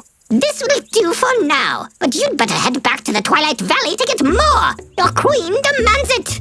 From day 32 to day 35, I did as the Onion Queen asked me, or rather, told me, and went off to find more white concrete in the Twilight Valley. I didn't come across much more though, just a few extra organs to take out for the XP. Suddenly, I heard a call for help from nearby. Excuse me, I could use some help here if it's no trouble, that is. Sure thing, at least you're polite about it. I'm Zozo, what do you need? Oh, thank you. Well, I'm Little Kato, and my friend hasn't come back for a while. I'm worried he might have been kidnapped. That's awful. Don't worry, Kato. I'll do my best to track him down. You just point me towards where you last saw him. From day 36 to day 39, I followed Little Kato's directions until I came across a mini base hidden in the Twilight Valley. I made my way through the main entrance without any problems. Sure enough, there was Kato's friend, being held inside a cage, although I hadn't expected him to be a tomato. Excuse me, are you Kato's friend? Oh my, thank heavens! Did she send you? She did, although she didn't mention you were… Oh, I know! Imagine putting someone in a cage, it's barbaric! I'm Roland the Rogue Tomato. I'd ask your name, but we'll have to dispense with the pleasantries until you've got me out of here. Quickly, before he gets back. He's been threatening to chop me up and put me in a salad. It's ghastly. Sure, I'll get on it. Who captured you anyway? That'd be me. What do you think you're doing with my lunch? I turned around to find myself face to face with a terrifying Reaver. He seemed pretty mad to find me trying to rescue Roland, so I acted fast. I used my webs to create a defensive barrier around the Rogue Tomato's cage, then got ready to fend off the deadly Reaver. From day 40 to day 43, I battled with the Reaver. It was way bigger than me and a tough opponent, but I had to do my best to save Roland and reunite him with Kato. The Reaver was vicious, but also found it hard to move inside the cramped space of the mini base. So I used that to my advantage. I webbed him to the spot. Then, as he was struggling to free himself, I used a well-timed ice blast to freeze him solid. With him trapped, I went in for the killing blow with my sword and defeated the Reaver. Yeah, I did it! What a show! Good hustle there, mystery rescuer. Now, if you're not too tired, mind getting back to freeing me from this cage? Okay, here you go. And just like that, Roland the Rogue Tomato was saved. Since it was still a dark and endless night outside, I figured the right thing to do was guide him back to where Kato was, just in case any other nasty mobs decided they fancied a tomato for a snack. Thank you, Zozo. I dread to think what would have happened if you didn't come along. No problem. You know, I take back what I said before. You guys are actually quite the pair of friends. Here, Kato, why don't we give this charming elemental spider the rest of our white concrete? It's the least we can do to say thank you.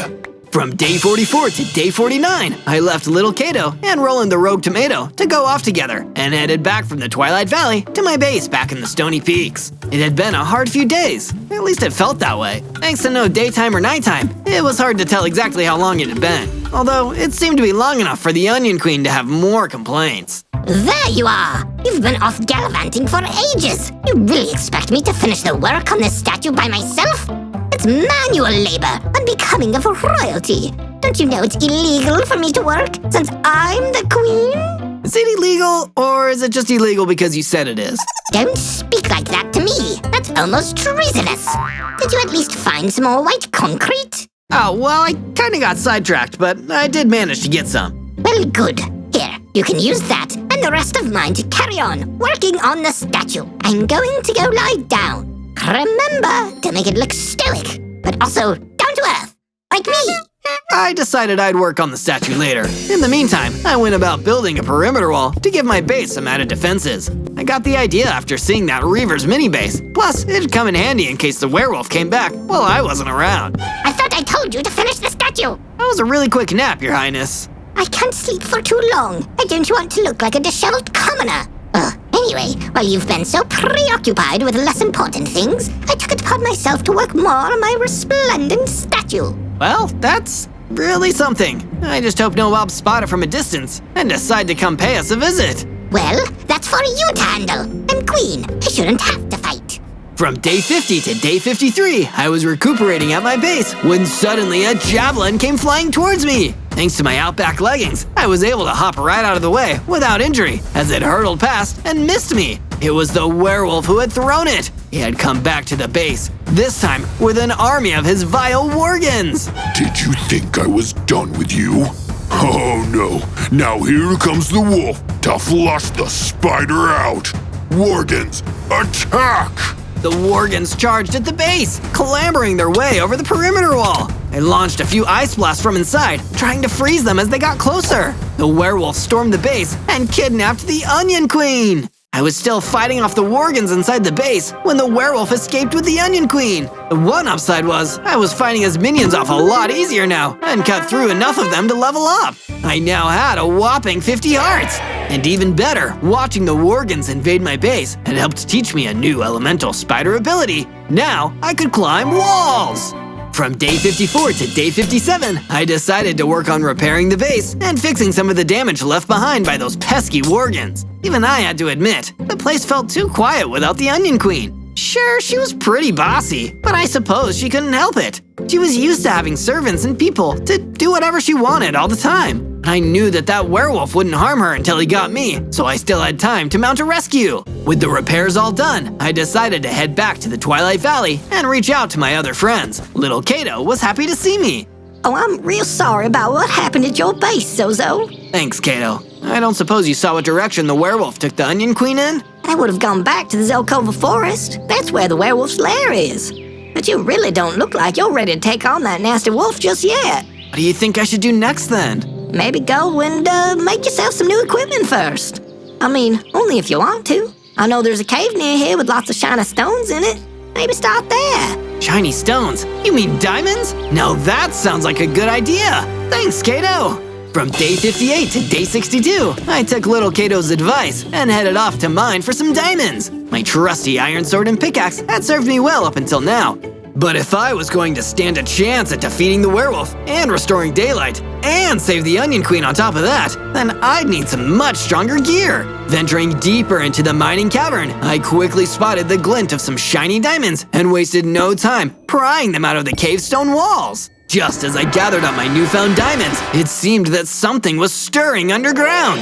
A dangerous high reaver appeared, and I climbed up a nearby wall just in time to dodge his attack. I leapt down from my vantage point and gave my old iron sword one last use to take down the High Reaver. Once that was done, I used my newly mined diamonds to make myself some shiny new gear. I had enough to forge a diamond sword and a matching pickaxe to make fighting and gathering resources much easier. I was a step closer to restoring daylight in the overworld.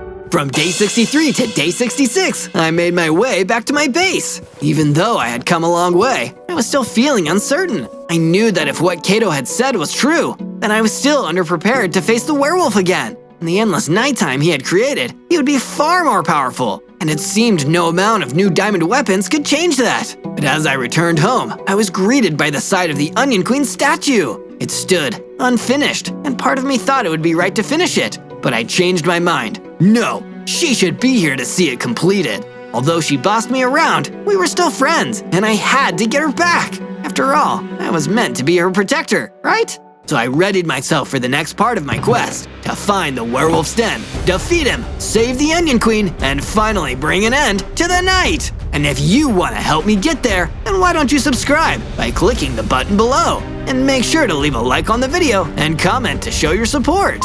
From day 67 to day 70, I headed towards the creepy Zelkova Forest. If Kato was right, this was where I'd find the werewolf's hideout. My plan was to do what I had done when I went to rescue Roland, find some way to get inside and find where my friend the Onion Queen was being held. Then, if I could manage it, I would break her out and get her back to safety and worry about settling the score with the werewolf later. As I approached the fortress, a pretty nasty welcome party was patrolling the area nearby. Worgans! I blasted 3 with an ice blast, holding them in place, while my new diamond sword took down the others in 1 hit each. Then, before the frozen Worgans had a chance to defrost, I slashed the blade their way and shattered them.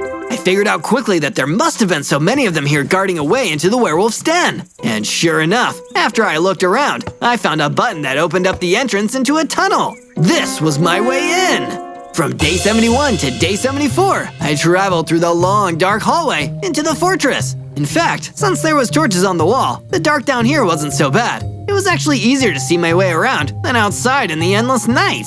I made my way into the werewolf's base and began searching around. I managed to stay hidden in the werewolf's den, mainly by climbing up the walls and avoiding the eyeline of the worgons that were patrolling the fortress's corridors. However, in the first room I searched, I stumbled across a Solnir. How did you get in, intruder? I came in through dirt tunnel. Just for that joke, I'm trampling you myself instead of bringing you to the werewolf. Good luck doing that. Well, web to the floor. I used my webs and stuck them to the spot, then climbed up the wall, putting all my elemental spider skills on display. I leapt down, sword at the ready, and swiped at the Solnir. Like that, he was down. But then I realized what he was guarding in this room. In the far corner was an old chest, and once I pried it open, I found something that would give me even more of an edge. It was a full set of diamond armor. I quickly put it on to protect myself from oncoming damage.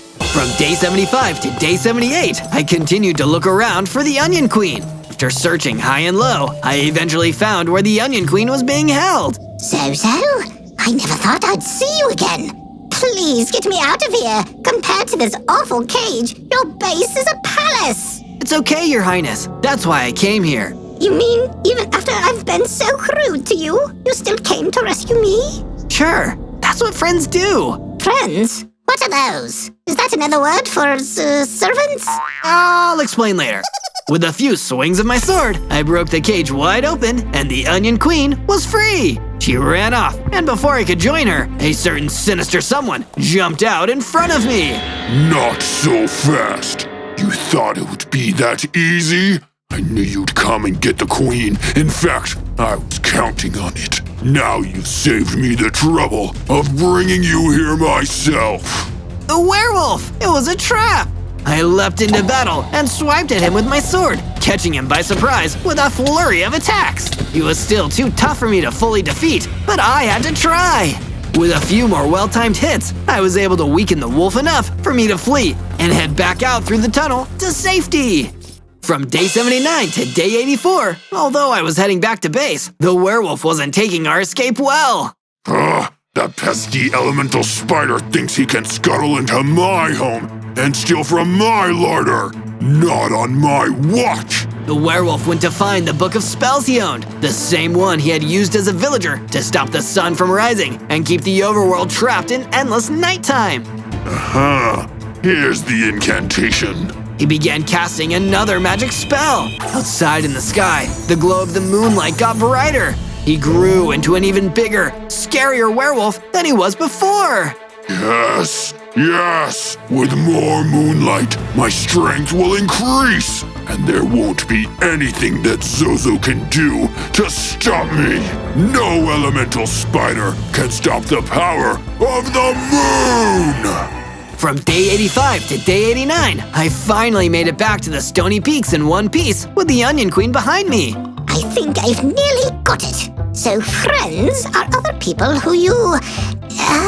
what do you do with them again? You can talk to them, hang out and share interests. If you're in trouble and can't get yourself out, then you can call on a friend to help. Some friends even give each other gifts. Are we friends, Zozo? Sure, I mean, as long as you want to be. I would like that. Here, have this. I was taught this spell when I took the throne, but I have no way to harness it. I'm not attuned with the elements, but you're an elemental spider. The Onion Queen cast her magic my way and gave me a new upgrade, a fire aspect enchantment. Just give me a moment, Zozo. I should go and do something. After a little while, I figured out that the Onion Queen had wanted to finish her statue, and pretty soon she told me it was finished. But what I hadn't been expecting was for her to make it into a giant spiderweb. I felt really appreciated. There's something you should know. When I was captured, the werewolf spoke of a book of spells he has, and how he can increase his power with the moonlight. If you get that book, you might be able to bring daylight back. But with the moon this bright, you need to be stronger. Well, I've been trying my best. Maybe since he's using magic, I should use some of my own to stop him. I agree. I think it's time for me to stop clinging to my royal title and do something that can actually change things for the better. I'm going to help you. From day 90 to day 94, I set out toward the old mini-base in the Twilight Valley. The Onion Queen had sent me there to see if there was any magical supplies we could steal from the werewolf's minions. I ran into another group of worgons, and they went down after a short fight. I was really getting good at this, and with my new fire aspect enchantment, it was easier than ever to take these nasty critters down.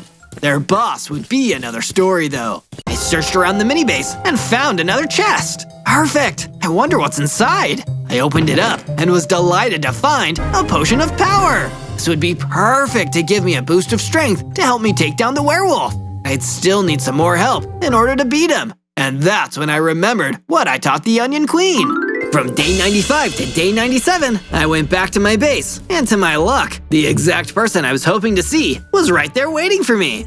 Zozo, you're back. Hey there, Kato. How's Roland doing? He's fine. Well, not exactly. He got it in his head that the werewolf wants to eat him. Well, let's see what we can do about stopping that from happening. I actually came here to give you a gift. It's not much, but I wanted to say thank you for saving my rogue tomato friend and trying your best against the werewolf. Oh, you didn't have to get me a gift. Actually, where is it? Oh, it's in my brain. I'm going to show you how to make netherite armor. It'll be strong enough that the werewolf will never bite through. So, for the next few days, Kato and I worked on building my new armor. And sure enough, by the time we were done, I had the toughest, most pristine full set of netherite armor anyone had ever seen.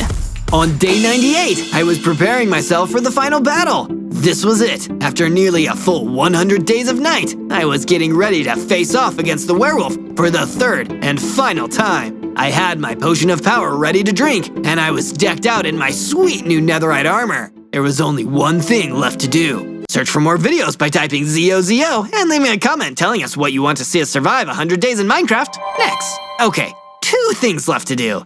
I said farewell to my friends, leaving the Onion Queen and little Kato in the safety of my base as I set off to complete my quest. On day 99, I decided not to take the secret tunnel into the werewolf's den. I had gone that way last time, and no doubt he'd have that entrance guarded this time around. So instead, I snuck up to the outer walls and used my elemental spider ability of crawling to climb up the wall and find a way in through the top.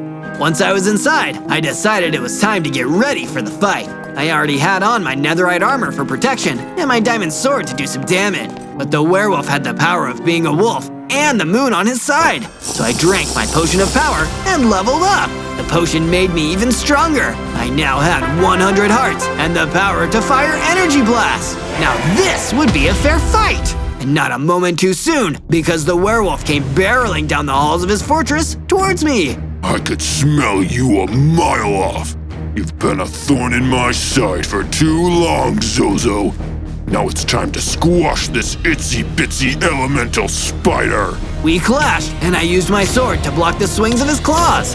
He was ferocious, far more than he had been before. He might have spent too much time in the moon. Wait, is moonstroke a thing? You can get sunstroke if you're out in the sun for too long, so maybe? Do you ever stop talking? While the werewolf was agitated and distracted, I surprised him with a sudden energy blast. It sent him staggering backwards. I ran at him with my diamond sword drawn. We clashed swords again. He really was stronger, but so was I. I ducked out of the path of his claws and used all my tricks against him. I froze him to the spot, then swung my sword before he quickly broke free from the ice. I leapt out of the path of his javelins and climbed up the walls to get out of his reach when I needed a second to collect my thoughts. And then, leaping from above, I brought my sword swinging down through the air. Boom! I had done it! I defeated the werewolf! On day 100, I gathered up the spellbook from the werewolf's lair and made my way back to the base with a spring in my step. Both little Kato and the Onion Queen cheered when they saw me making it back in one piece. You did it, Zozo. I never doubted you for a second. Thanks, Kato. I think you might know what to do with this spellbook. No, the honor is all yours, Zozo. I'll be happy to once again feel the sunlight with friends by my side. I flipped through the pages and found the right spell. And once I recited the magic words, the sky was filled with bright sunlight. Daytime had been restored, and the overworld was back to normal. All thanks to your friendly neighborhood elemental spider. On day 1, I spawned into the Aspen Forest as a SPEAKERMAN! 10 hearts? Uh-oh, I better play this safe, or I'm gonna be in real trouble! But I didn't have time to form a strategy! Suddenly, the trees started setting fire around me! Some even exploded! What's happening here? Out of the fire stomped my worst nightmare! The many-legged, fully operational G-Man Spider Toilet, the leader of the Skibidi Toilet Army! Oh no, you're the last thing I wanted to see! I'm the last thing you'll ever see, SPEAKERMAN. The Skibidi army will conquer this world, just like it conquered all the others. Not if my speakers have anything to say about it! Speak to this. He blasted me with his laser eyes, knocking me off my rhythm. He was far too strong to fight. All I could do was turn around and run. I ran through the woods, hoping to avoid the laser blasts. When the G-Man was gone from view, I took a moment to relax, but I wasn't out of the woods yet. Literally and figuratively. A swarm of normal Skibidi Toilet came out of the trees, all fixed with malicious intent on me. I was outnumbered and out of luck until Sonic Boom! A blast of sound fired out of me, pushing back the advancing toilet squadron. That gave me just enough time to turn and get the heck out of Dodge. The Skibidis are here already. I need to warn the Alliance before they take this world too. On day 2, I went into survival mode deep in the Aspen Forest. My commander must have sent me here to investigate the Skibidi threat on other worlds, but I won't be able to do anything without the proper tools. I found some peach trees and broke them down for wood, piling logs and logs of it into my inventory, along with some sticks. I gathered some peaches, which I ate to refill my hunger bar. Can't be a good soldier if I don't have healthy rations. I built myself a crafting table and a wooden pickaxe. From there, I dug up my first stone blocks and made myself a stone pickaxe and a stone sword. And as if on cue, a gaggle of standard Skibidi Toilets came rolling out of the tree line. Skibidi, skibidi, skibidi, skibidi. So sick of hearing that already. With my new stone sword and my sonic booms, I fought them until the entire squad was defeated. Whew, that wasn't easy, but at least I've cleared the area now.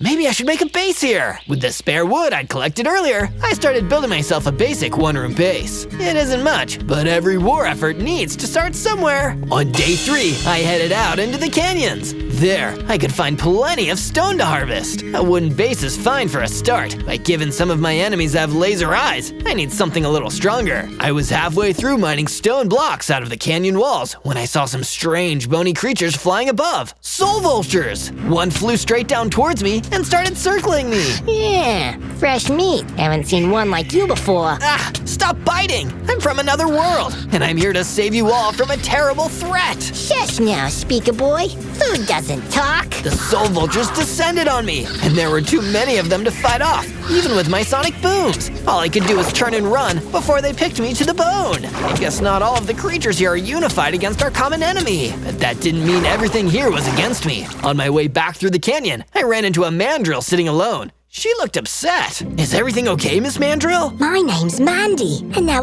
everything is terrible. Those diabolical toilets. They destroyed my home and took everything from me. Those blasted Skibidi Toilets! Come with me, Mandy. I'll let you stay at my base. I'm Zozo, and together, we'll get revenge on the porcelain monsters who did this to you. Oh, thank you, Zozo. You're a hero. She left with me as we made our way back across the treacherous canyons. From day 4 to day 5, I returned back to my base in the Aspen Forest with Mandy the Mandrill. I decided I should start from scratch, so I tore down my starter base and used the materials I'd collected to remake my base. I ended up going for a toilet base. The plan is to pretend to be one of the Skibidi Toilets. I bet they won't suspect a thing. Inside the toilet, I even built a new room for Mandy, giving her a bed and some furniture in there. Figuring we could use some extra luxuries, I also built a kitchen and a lounge, so we could start to feel a little more at home in this strange new place. She seemed delighted with it. Wow, Zozo, this is amazing. I'm going to rest here and get my energy back.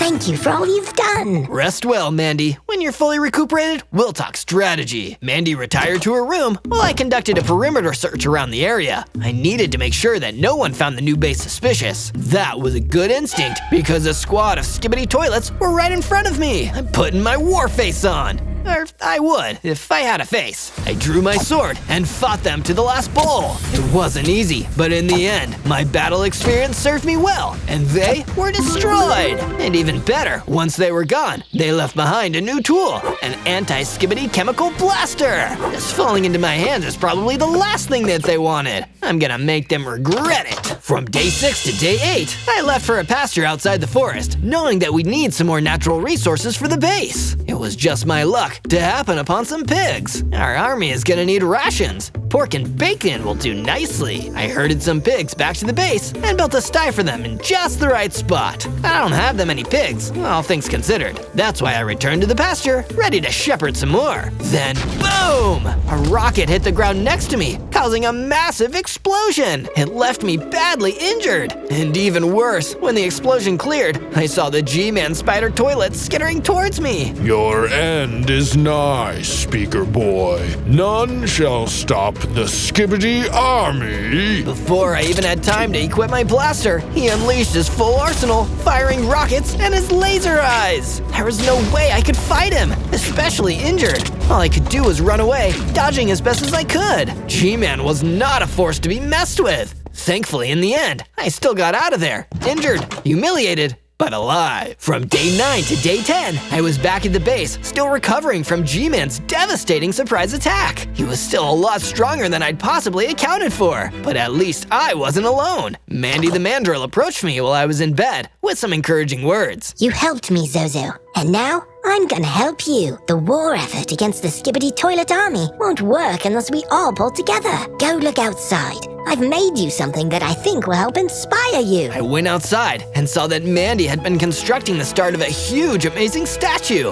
I couldn't tell what it was yet, but I was so excited to see it when it was finished. Can you guess what it's gonna be? If you can, tell me down in the comments, cause I have no idea. But the statue wasn't the only thing Mandy had been working on. It turned out she was a pretty talented architect. That's why she was able to build a storage room, perfect for the weapons and armors we'd need for an army. She'd also built a training room where we could train ourselves and the anti-Skibidi soldiers, and a furnace for smelting metals. Well, I better get my hands on some then. From day 11 to day 12, I was working in the training room, trying to hone my warrior skills. Mandy the Mandrill came in to join me soon after. Thank you for taking me in, Zozo. I want to do everything I can to help you in the war effort. That's good to hear, Mandy. We can't let G-Man and his minions take over the world. It'd be catastrophic. Who or what exactly is this G-Man and all his Skibidi Toilet minions anyhow? They're world-conquering monsters, self-replicating, self-motivating. They'll take over everything and leave nothing behind. They tried to do it in my world, and I think my commanders back at the Alliance must have sent me here to stop it from happening here. That sounds horrible, Zozo. But how can we possibly stop them? There are so many of them,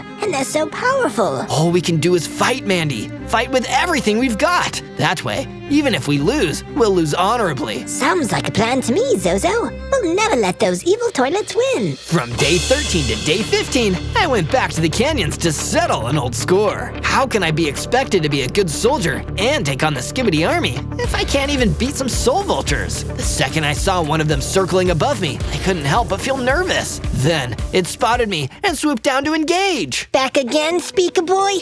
Good. I was feeling rather peckish. You don't know what you're doing, Vulture. This is a war. It's Skibidi toilets versus everything else. You don't think they'll come for you too? War is our bread and butter, Speaker. Skibidi toilets, speakers, animals, all the same meat to us. We just enjoyed the remains on the battlefield. Then I guess I better take you down. But the Soul Vulture wasn't alone. The whole flock came swooping in, and I needed to use my sonic booms to take them all down one by one. When they were defeated, I had enough XP to level up, becoming bigger, stronger, and getting a boost to 24 hearts. But most importantly of all, I developed a new offensive capability, Energy Blast. Oh yeah, that's more like it. From day 16 to day 19, I realized that I needed to create weapons for the war effort against the toilets. That's why I ventured into an abandoned mining cavern beneath the first, ready to take on whatever I needed to in order to win the war. And I came up against resistance straight away, a deadly blaze creeper. It started shooting fireballs at me. I tried to take it down from a distance, but it wasn't working. I got closer, and he just exploded. That was dangerous. Hope I don't encounter any more of these. I should check if he dropped any useful loot. I approached the creeper hole, but instead of finding loot, the explosion uncovered a rich vein of iron ore. Exactly what I was here for. I collected up as much iron as I could, then returned to my base. I used the furnace to smelt it, and used some spare sticks to make a couple of iron swords. I kept one sword for myself, and put the other in my training room. With these, I can start to arm an anti-Skibidi army of my own. With the spare iron, I made myself an iron pickaxe. This would be perfect if I ever got hands on some diamonds. From day 20 to day 22, I was woken up with a start by Mandy the Mandrill. She was hopping around in a blind panic. Zozo, you need to wake up.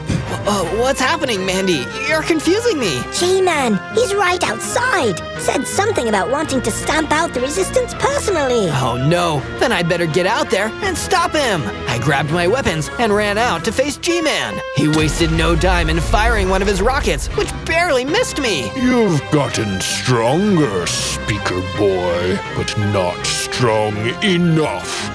You think you can stop the ravages of war?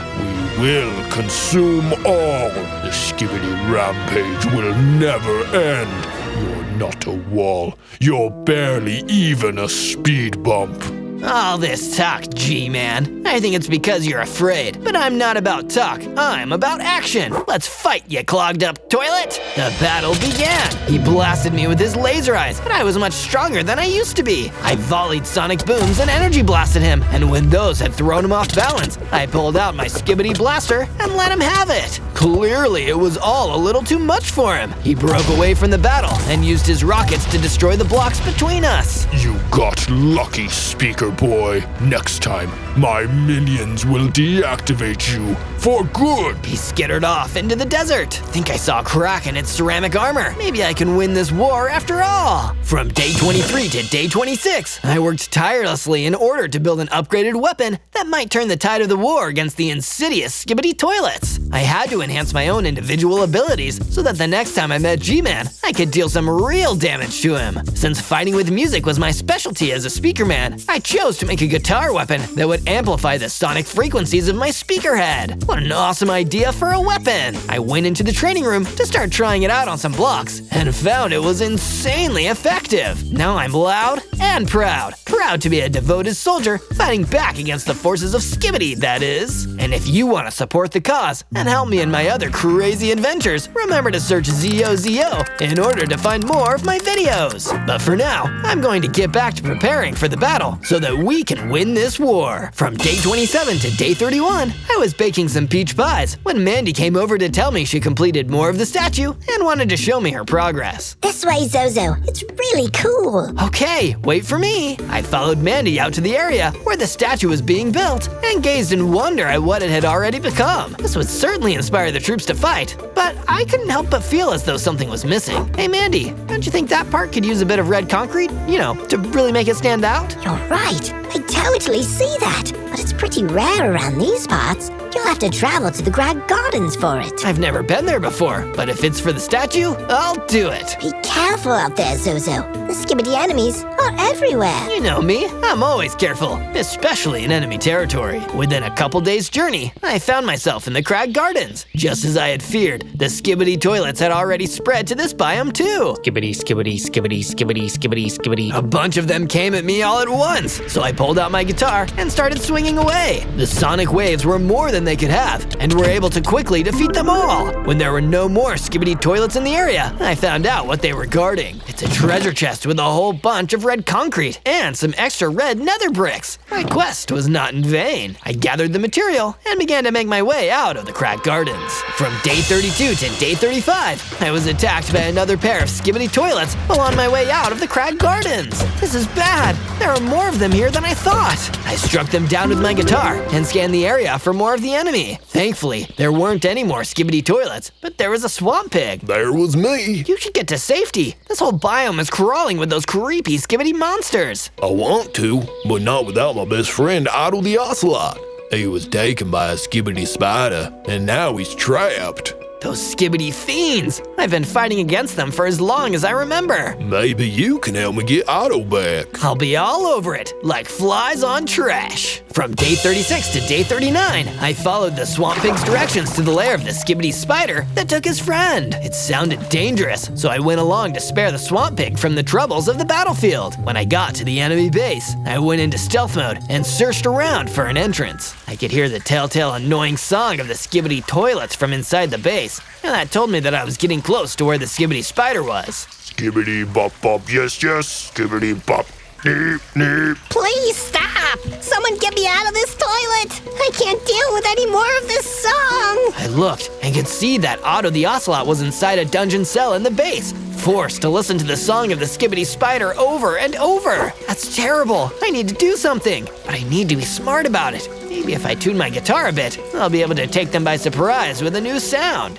From day 40 to day 43, I snuck inside the mini base and hid myself from the ordinary Skibidi toilet soldiers. All I have to do is deal with the Skibidi Spider who is guarding the ocelot, then I'll be able to extract him and escape. I quietly, carefully made my way to the center of the lair and over to the cell where Otto the ocelot was held captive. Let me go! You've held me captive for many days, and I can't help you with your war. I wouldn't Skibidi say that. Your world seems Skibidi short on humanoids, so if we want to make more Skibidi toilets, we'll have to make Skibidi-doo with the animals. You will be the first ocelot to ever join the Skibidis. No, please, I hate toilets. I try to avoid them. Skibidi, Skibidi, Skibidi. No! Before Otto could come to harm, I stormed in, isolating the spider. Let that ocelot go, Skibidi Spider. I'm the one you want. I know you. You're that speakerhead that G-Man told me about. I'm going to Skibidi skin you. The Skibidi Spider charged forth, but I countered with my guitar. Thanks to the tuning I did the other day, my guitar now had greater knockback. Every time the Skibidi Spider got close, I bashed him farther away and dodged his approach. It took a while, but with enough whacks, the Skibidi Spider went down. Come on, Otto, we're busting out of here. Swamp Pig is waiting for you. Thank you, Speakerhead. Otto and I made our stealthy exit from the mini base and returned to the Swamp Pig. The two were happy as could be and promised to get as far from the Skibidi toilets as possible. From day 44 to day 49, I transported the building blocks that I was able to find in the Crag Gardens back to my base in the Aspen Forest. It's good to be back after spending so much time in enemy territory. Our defenses are looking a little thin though. I'll do something about that later. Once I was inside the base, I met up with Mandy, who was just feeding the pigs, and I turned the building blocks over to her. This is just what we need to continue work on the statue.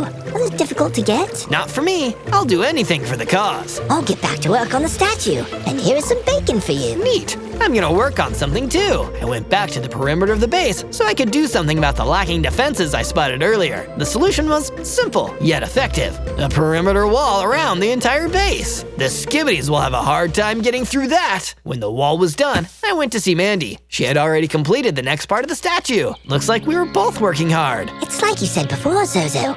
Anything for the cause. That's right, Mandy. We're gonna win this war no matter what. That moment, I felt really inspired. From day 50 to day 53, the G-Man brought a big army of Skibidi toilets to attack the base. The new defenses were able to slow them down, but we were definitely outnumbered. Even so, there was no way I'd give up. It was time to fight. You're going down the drain, you toilets. Skibidi, Skibidi, Skibidi, Skibidi, Skibidi, Skibidi. With the knockback of my guitar, I kept the Skibidi toilets at a distance so that I could take them on individually. When they crowded, they were strong, but on their own, I could handle them. Divide and conquer. That reminded me that I was also fighting alone. Oh no. Mandy, I have to make sure she's okay. The G-Man spider toilet had Mandy in his terrible grasp. I almost couldn't watch. Speaker Boy, you've survived longer than we expected, but the next toilets we send after you will be like nothing you've ever seen.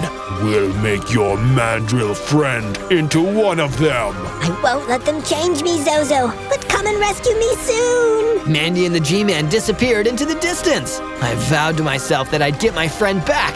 But first, I had to take out the rest of these Skibidi toilets. With my trusty weapon, I cleared out the base and began to feel strong as a new form of power took hold within me. I grew into a big speakerhead, feared by Skibidi toilets everywhere. I had 40 hearts and a brand new ice blast attack that would freeze the Skibidi enemies solid. From day 54 to day 57, I restored the base to its former glory. The attack had been devastating, but even more devastating was the loss of Mandy, my friend, my fellow soldier, Mandy. If the G-Man made her into the first mandrill Skibidi toilet, I might have to… No, I don't even want to think about that. I have to save her! I was full of concern for the animal mobs of the world because any of them might get turned by the G-Man and his many Skibidi toilet minions. I decided to return to the Crag Garden and see if the Swamp Pig was still around that area. Sure enough, he was. I am. I'm around the area. You are. Not to be rude, but weren't you going to go somewhere safer? There aren't that many safe places left. You did a great job fighting the Skibidi toilets when you were here last time, so me and Otto thought we could hold out here. This war has gotten really bad. There must be a base of operations where their Skibidi toilets are coming from. If we beat them there, maybe we can stop their armies from spreading. I've heard that a lot of Skibidi toilets have been seen and heard coming from the Crimson Forest. If that's where the enemy is coming from, I have to proceed with caution. Still, this intel might help me save the world. Thanks, Swamp Pig. I was thanked. From day 58 to day 62, I mined for some diamonds because it was high time that I got myself some diamond gear. I need to be fully equipped when I face down the Skibidi toilets on their own territory. It's diamond or nothing, man. I walked further through the cave and came to a dead end. I started digging and broke through into a massive cave. It was teeming with diamonds. And one very big tarantula. Oh, spiders are freaky. I don't want to get near this thing, but my anti-Skibidi ranged weapon won't work on it. So melee it is. I drew my guitar and squashed that spider with a few decisive smacks. I wonder if this is where those spider toilets get their legs. You know, I forget I asked. I gathered a bunch of the diamonds and crafted myself a diamond pickaxe and diamond sword. Success! From day 63 to day 66, I was walking by the incomplete statue in the base and decided to spend some time looking at it. Mandy had been doing her best to complete the statue so that it could be seen by all, and I did my best to help by getting the materials for it. We worked together. That was teamwork, and teamwork is the only way we can defeat those Skibidi toilets. I will rescue Mandy and defeat the G-Man and all of his toilets. For the sake of this world and all the creatures living in it, we will win! And if you want to get in on the teamwork, you should hit that subscribe button so that you can see my videos whenever they come out. The more subscribers the channel gets, the bigger our team gets, and the more Skibidi toilets we can defeat. So what are you waiting for? Subscribe! From day 67 to day 70, I infiltrated the Crimson Forest so I could see what was going on behind enemy lines. Before too long, I could see a huge base that definitely belonged to the Skibidi toilets. I bet that is some kind of weapons research lab. They've probably got Mandy held captive inside there. Hang on, Mandy. I won't let them turn you into a Skibidi toilet. I got out my anti-Skibidi chemical blaster and made my way towards the entrance. There were two classic model Skibidi toilets standing guard over the gate.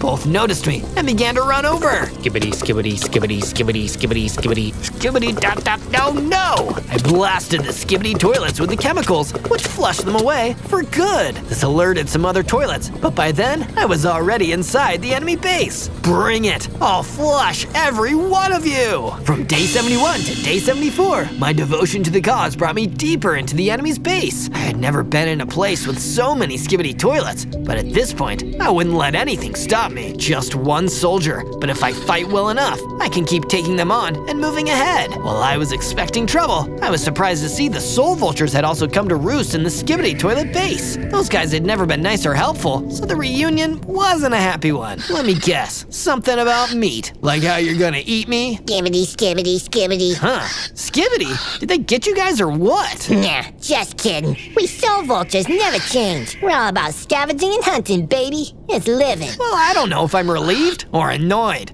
Let's just fight. I took out my diamond sword and cut down the soul vultures. They weren't that difficult to beat now that I'd powered up. In the same room that I was attacked by the soul vultures, I found a chest with a full suit of diamond armor. Super! I can take on the world in this. I could hear the Skibidi song getting deeper and louder, which meant that I was getting close to the G-Man. This'll be the rematch of the century. From day 75 to day 78, I found the evil Skibidi toilet laboratory where the G-Man had been keeping Mandy. They had her caged, just like she promised. The Skibidi toilets were unable to turn her into one of them. You made it, Zozo. I was waiting this whole time, and I knew you wouldn't let me down. I would never leave behind a fellow soldier, Mandy. We're in this together. Let me get you out of those restraints. I freed Mandy and broke a hole in the wall so she could escape. Run back to base. I'll be right behind you. Just then, G-Man's spider toilet burst into the room. Well, well, well. We meet again, Speaker Boy. You're not going to get away this time. You think I'm running? No way, G-Man. This is where I take you down and end your reign of Skibidi terror. With those old tricks? I doubt it. G-Man was right about one thing. He had seen my Sonic Blast and Anti-Skibidi Blast before, but I still had something he hadn't seen yet, my Ice Blast. I continued to hit him with the regular stuff to lull him into a false sense of security. Then, with perfect timing, I Ice Blasted him right in his big creepy face. When he was stunned, I closed into melee range and swung my guitar with all my might over and over. I shot several more Ice Blasts because they seemed to be working. Then I knocked G-Man back into a wall. His spider malfunctioned and started smoking. From the looks of it, the attack had beaten him, or so I thought. From day 79 to day 84, the G-Man spider rose from his fallen state and began to chant his Skibidi song while he grew larger. Skibidi, skibidi, skibidi, skibidi, skibidi, skibidi. G-Man became a truly powerful monster, the strongest Skibidi toilet ever. The peak of their horrible evolution. Uh-oh, I'm not equipped for this. What's the matter, Speaker Boy? Scared? Even your best weapons can't touch me now. I have gone to a level beyond. Soon, all things will be ruled by the cold porcelain of the Skibidi toilets. I will never let that happen. Mark my words, I will find a way to counter your new form, just as our side has done for every Skibidi toilet that came before. But for now, you must run. You must warn all the world that I am coming. Skibidi, skibidi, skibidi. I made a tactical retreat, as the G-Man predicted I would. This next battle would be a difficult one, but maybe, just maybe, it could win the war. From day 85 to day 89, I had made it back to my base, and had begun thinking of a new strategy to take down G-Man's Skibidi Spider Toilet's brand new Super Deluxe Skibidi mode. I was stumped because the previous fight forced me to use every weapon I had at my disposal. As I continued to puzzle, Mandy showed up and decided to help me come up with a new weapon. Any ideas, Mandy? Yes, you've tried Sonic, Energy, Chemical, and Ice. But what about fire? Mandy gave me a fire aspect enchantment to put on my diamond sword. Now I could burn up Skibidi toilets with fiery sword slashes. But will it be enough? Don't worry about that right now. I want you to see the statue. It's completed, and it looks great. The statue was the Titan Speakerman, an inspiration for all speaker heads everywhere. Looking upon his imposing form reminded me that I could keep fighting and win this war. But how? We're so close. Yet G-Man is so powerful. He isn't invincible. You nearly beat him last time as you are right now. If you grow to his size, it'll be an even fight. You're right. Another power-up would be exactly what I need to win the battle. I'll bet there's some Skibidi tech you could steal from their own base in the Crag Gardens. From day 90 to day 94, I made my way back to the enemy stronghold in the Crag Gardens in search of a power-up that would make me as strong as G-Man. This time I didn't need to go to stealth mode because I blasted my way through the base with fire and ice, taking down every Skibidi toilet I met along the way. I wasn't even losing hearts fighting these Skibidi toilets anymore. They weren't even a threat. Only G-Man were the same. After a bit of a search, I found what I was looking for, a potion of power that could turn anyone into a super strong version of themselves. I'll examine this back at my base and make sure it's safe to drink. From day 95 to day 97, I was back at the base experimenting with the potion and gearing up to take on G-Man when I got a surprise visit from somebody I never expected. It was Swamp Pig. Hey, what's cooking? You cooking up the diamond armor? I'm warming up to take down the G-Man. Let's not question my methods, okay? Anyways, what's up, Swamp Pig? Okay. I just came by to say that the world is a lot safer now that you defeated most of those Skibidi toilets. If you can take down the G-Man boss, then this war will be over at last. I want to help with that, so I'm giving you this. Swamp Pig handed over a full set of netherite armor, the best defense I could have for the final battle. Dang, Swamp Pig, where did you find this? In the swamp, obviously. That explains everything. Anyway, thanks. I equipped the armor and felt cooler already. On day 98, the war was looming, and I was starting to get a little nervous about the fight. Then, I remembered what I was fighting for. A world safe from Skibidi toilets. Think that all of us would like to see that. What else would you like to see? Tell me who you want me to be next in the comments below. Don't forget to go search for more Zozo videos as well. There are so many to watch, and all of them have their own amazing stories and fun. That's ZOZO. Go check it out. On day 99, I launched my attack on the Crimson Forest, finding it mostly deserted. I walked past the reception, the corridors, a terrarium where I found a vent shaft through, which I crawled deep into the base. It's incredible incredible! I can't hear any silly Skibidi songs. Maybe they packed up and left. I kept crawling until the shaft gave way to my weight, and I dropped and landed right in front of G-Man. You wish, Speaker Boy. Skibidi will never die as long as there is someone to carry on the chorus. It was G-Man. It was me. Hey, that's Swamp Pig's joke. You can't steal it. Actually, I can. Everything in the world belongs to Skibidi now. I am too powerful to be Skibidi stop doop doop. Yes, yes. Your reckoning is upon you, Speaker Boy. You know something, G-Man? They say everybody wants to rule the world. I don't know if that's true. I just know that you won't get to. I downed the potion of power, immediately growing to the same size as G-Man with 100 hearts. He fired his laser at me, but I can fire one too now, so I counter-lasered him. I'm a firing my laser! He was not expecting that, so I mixed it up with Ice Blast, Chemical Blast, and Sonic Blast. We circled around each other, closing in as we launched projectiles. I drew my fire-enchanted diamond sword and swatted him with it. The fire seemed to hurt, but I wouldn't let him adapt, so I kept changing my attack. Ice Blast, Fire Slash, Laser Blast! The fight was tense and close, but with all my different weapons and my dedication to rid the world of Skibidi toilets, I managed to flush G-Man for good! Ah, Skibidi, no! On day 100, I basked in the glow of my victory, no, of our victory, as I returned to base and celebrated with Mandy and Swamp Pig. Hooray! Zozo is our hero. The Skibidi toilets are gone for good. This was an achievement that would go down in the history books, because together, with all of our crafts and innovations, we did something that nobody else had done. Defeat the G-Man Skibidi toilet and save the world from Skibidi domination. On day 1, I spawned into a beautiful cherry blossom forest as a creeper. Oh, wait! Why does my stomach hurt? I guess I must be a hungry creeper, and a baby hungry creeper at that. Lucky for me, there seem to be lots of apples laying around the forest. That must be why there are so many capuchin monkeys hanging around. Would you guys mind sharing some of your apples with a hungry creeper like me? I'd really appreciate it. That's when I saw a big, scary Skeleking striding towards me out of the trees, and he looked like he really meant business. Not so fast, kid. These apples don't belong to these goofy little monkeys. They belong to me, Skeleking of the overworld. Oh, well, can I please have some apples, Your Highness? My name's Zozo, and I'm so hungry. Sure, if you can pay up some emeralds, nothing in this world is for free, kid.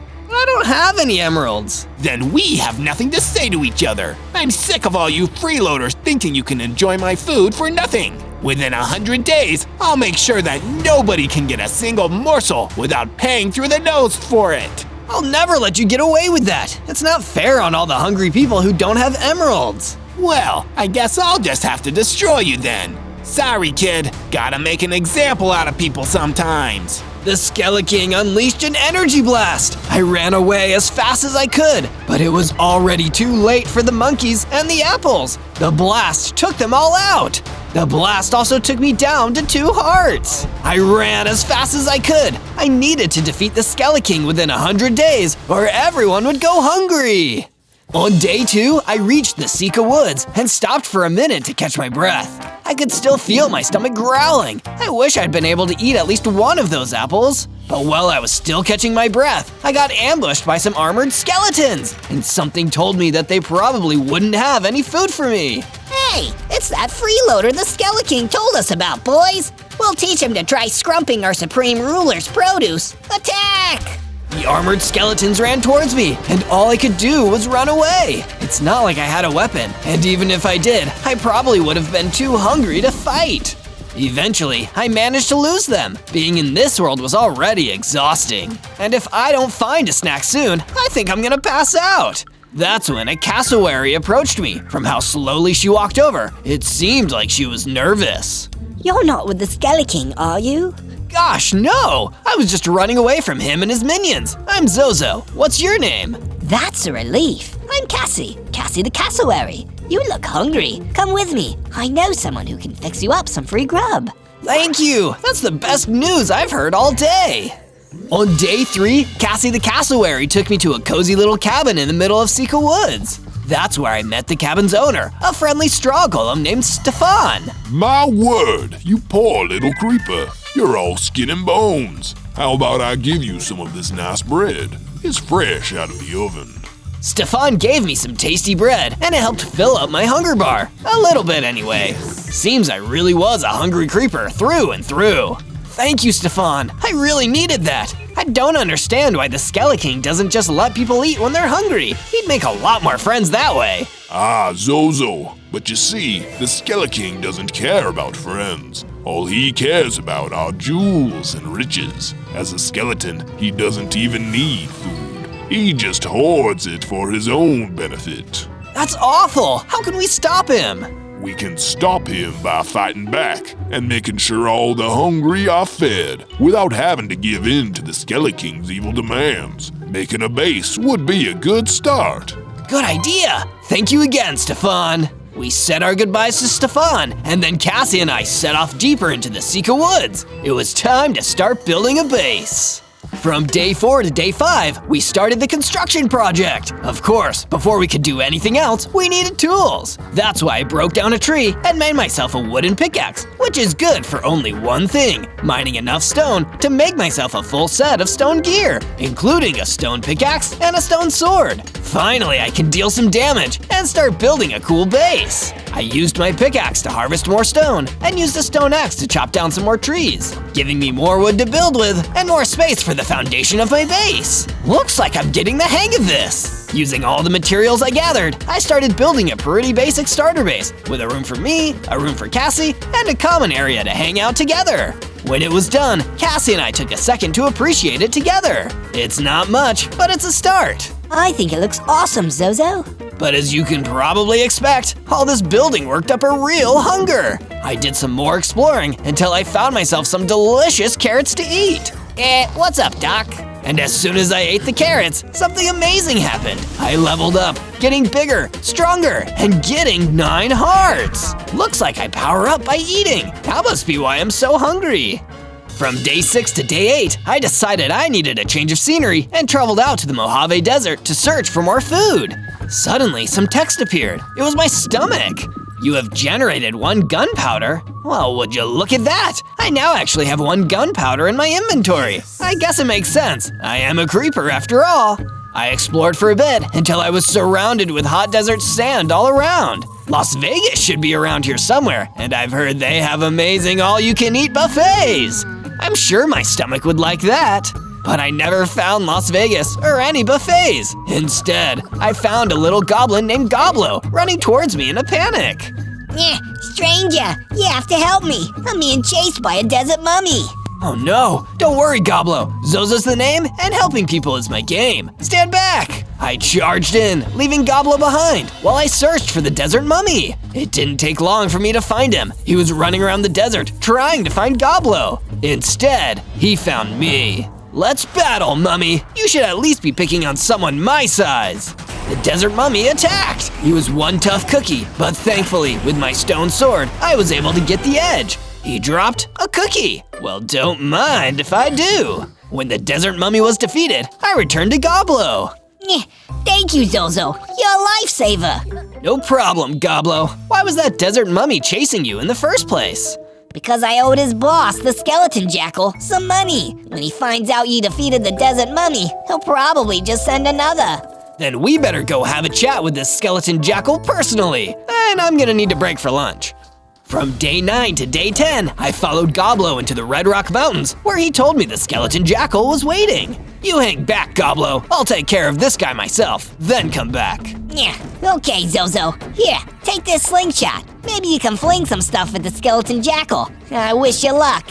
I kept going until I found the skeleton jackal waiting for me. If you're not gonna forgive Goblo's debt, then I guess we're gonna have to fight. I loaded my slingshot with gunpowder and flinged it at him. To my disappointment, nothing happened. Oh well, I guess a good old stone sword will have to do. I charged in with my stone sword, expecting this to be an easy fight, like my battle with the desert mummy. But I was so wrong! It seemed like my attacks were barely doing any damage to the skeleton jackal. He was just too fast and strong. And to make things worse, he started throwing his javelins at me.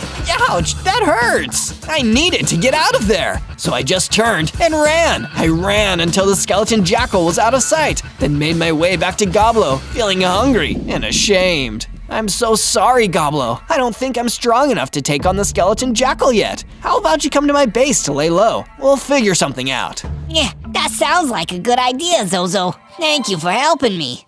From day 11 to day 12, I returned to my base with Goblo. Seeing as only Cassie and I had bedrooms at the moment, I needed to expand my base. I started adding a whole new room for Goblo to sleep in, connected to the common area. After building the room, I furnished it with a bed so Goblo could finally relax. How do you like your new room, Goblo?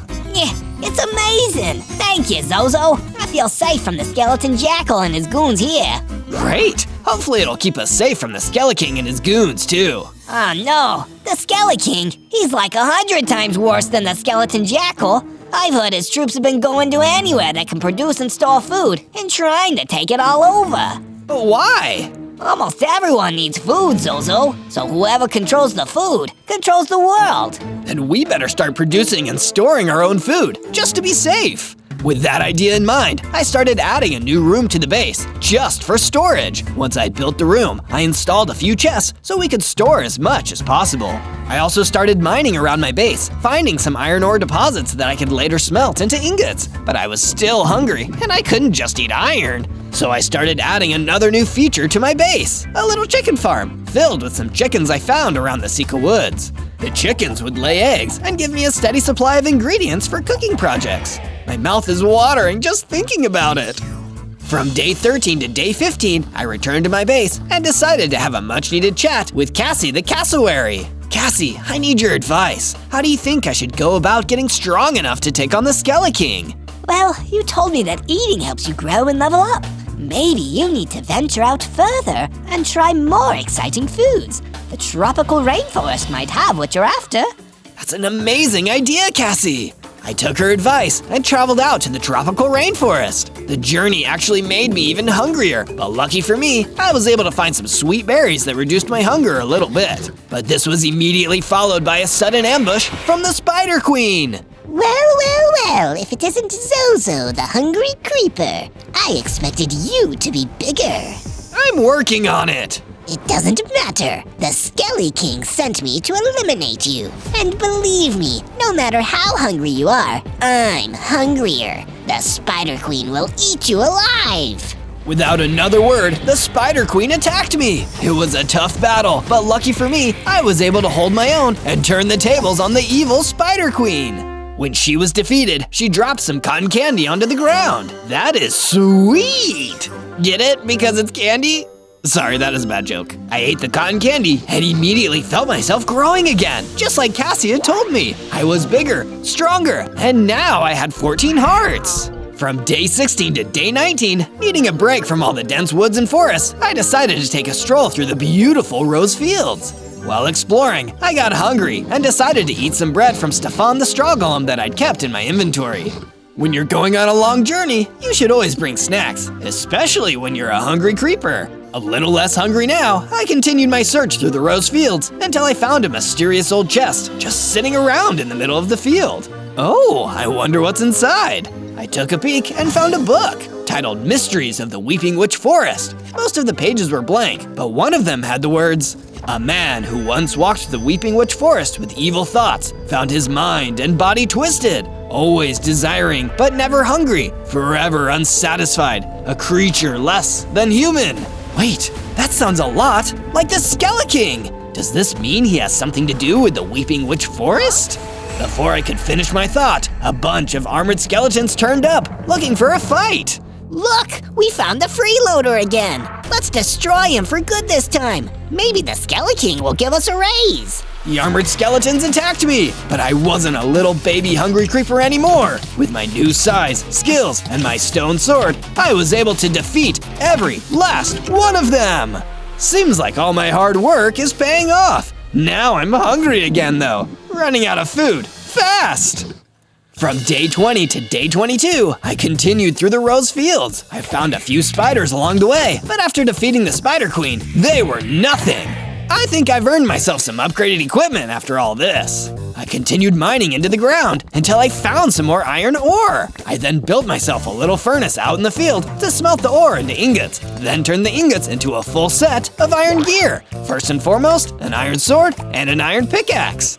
I think I'm finally strong enough to settle an old score now. With Goblo's debts in mind and my hunger nagging at me again, I made my journey back to the Red Rock Mountains, where the skeleton jackal was once again waiting for me.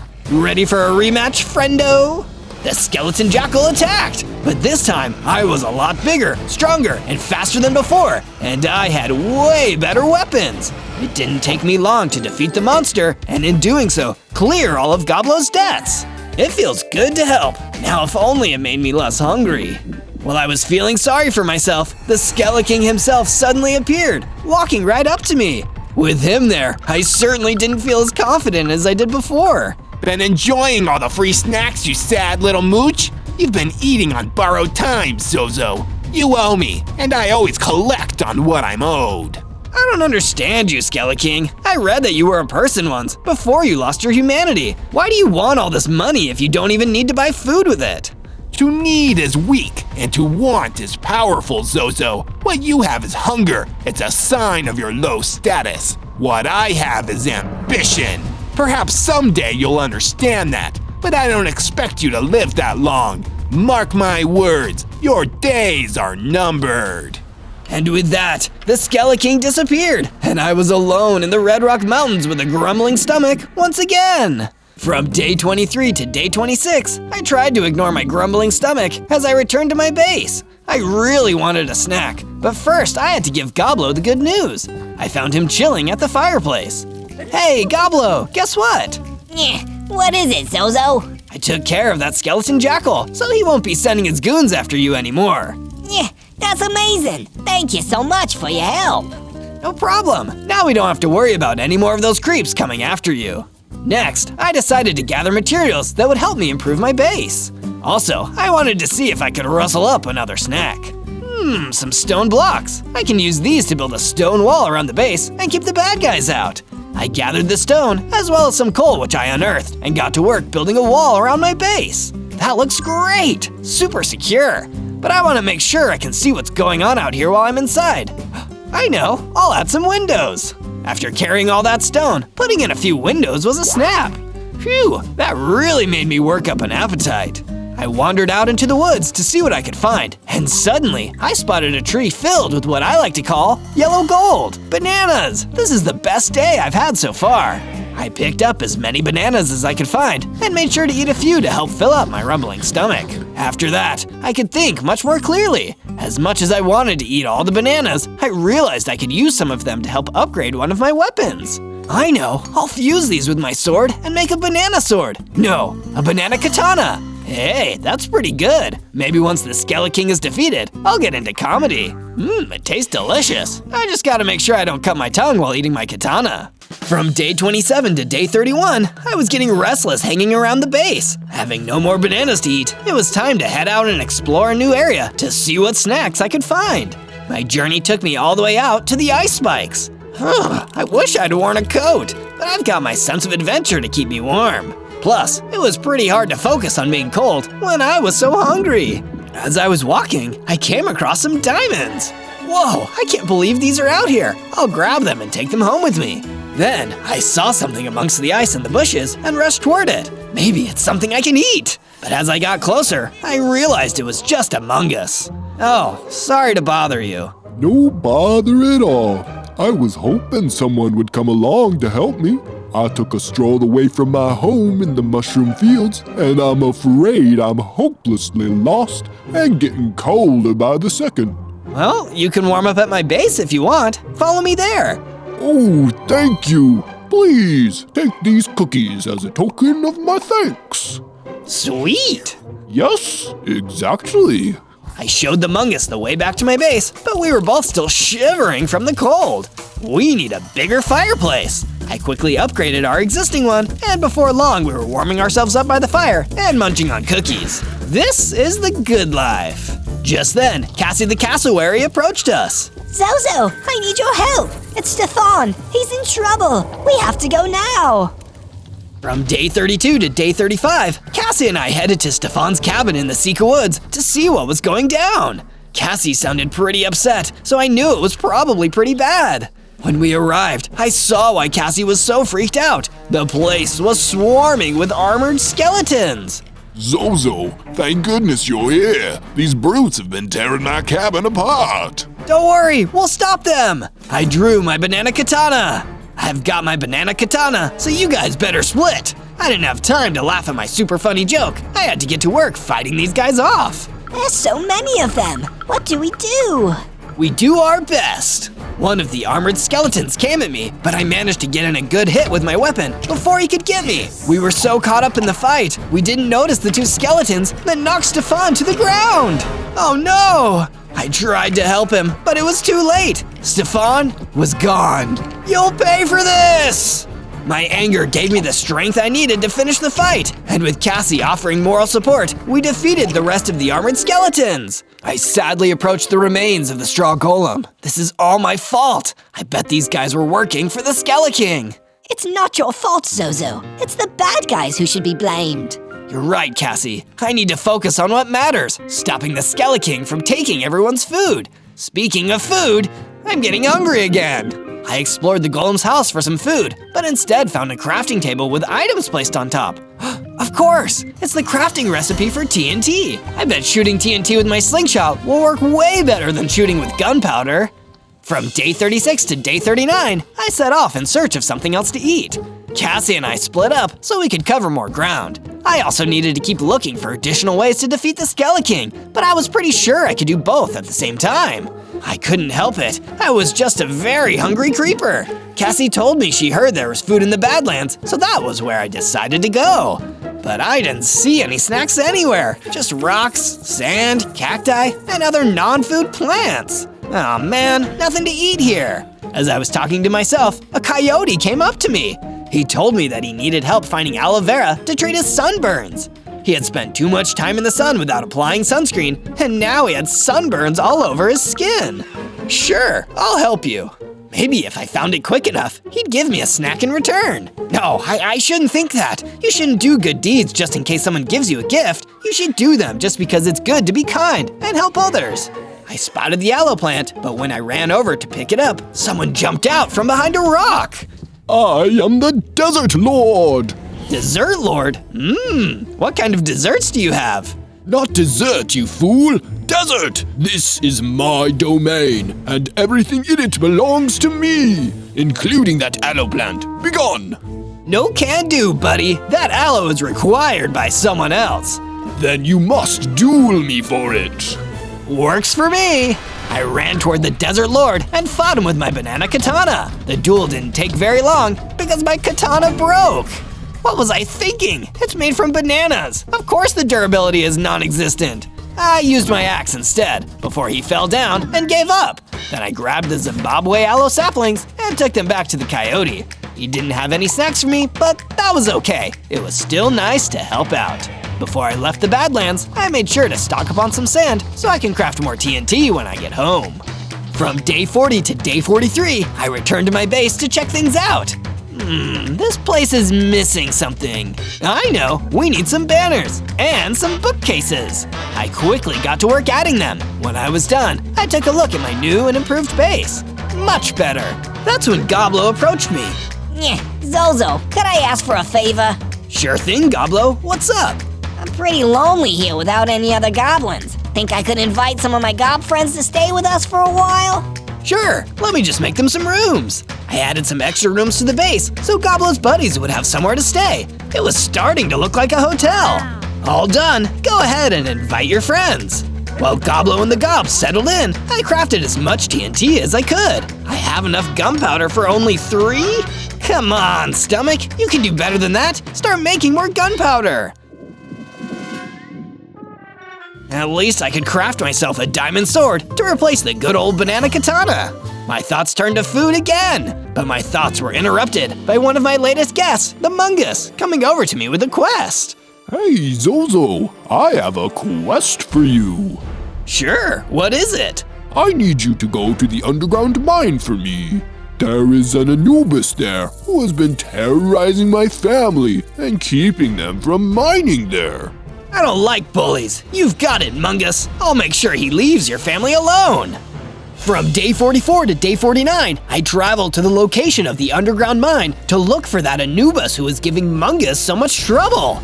I spotted a crane in the distance. This must be it. It was an entire mining site. I headed down into the mine and started to look around. I have to admit, I was also kind of hoping I'd find something to eat too, but the chests there were filled with rubbish. Mostly I was focused on my quest, but I'll never turn down a snack. I ventured deeper, but I didn't see Anubis anywhere. But what I did see was the Skeleking lurking in the mine.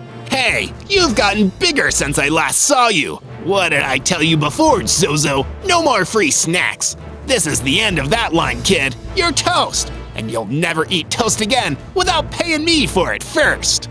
You're terrible. You let your greed consume everything you do, and then you act like we're all greedy for wanting the smallest things. It's not fair.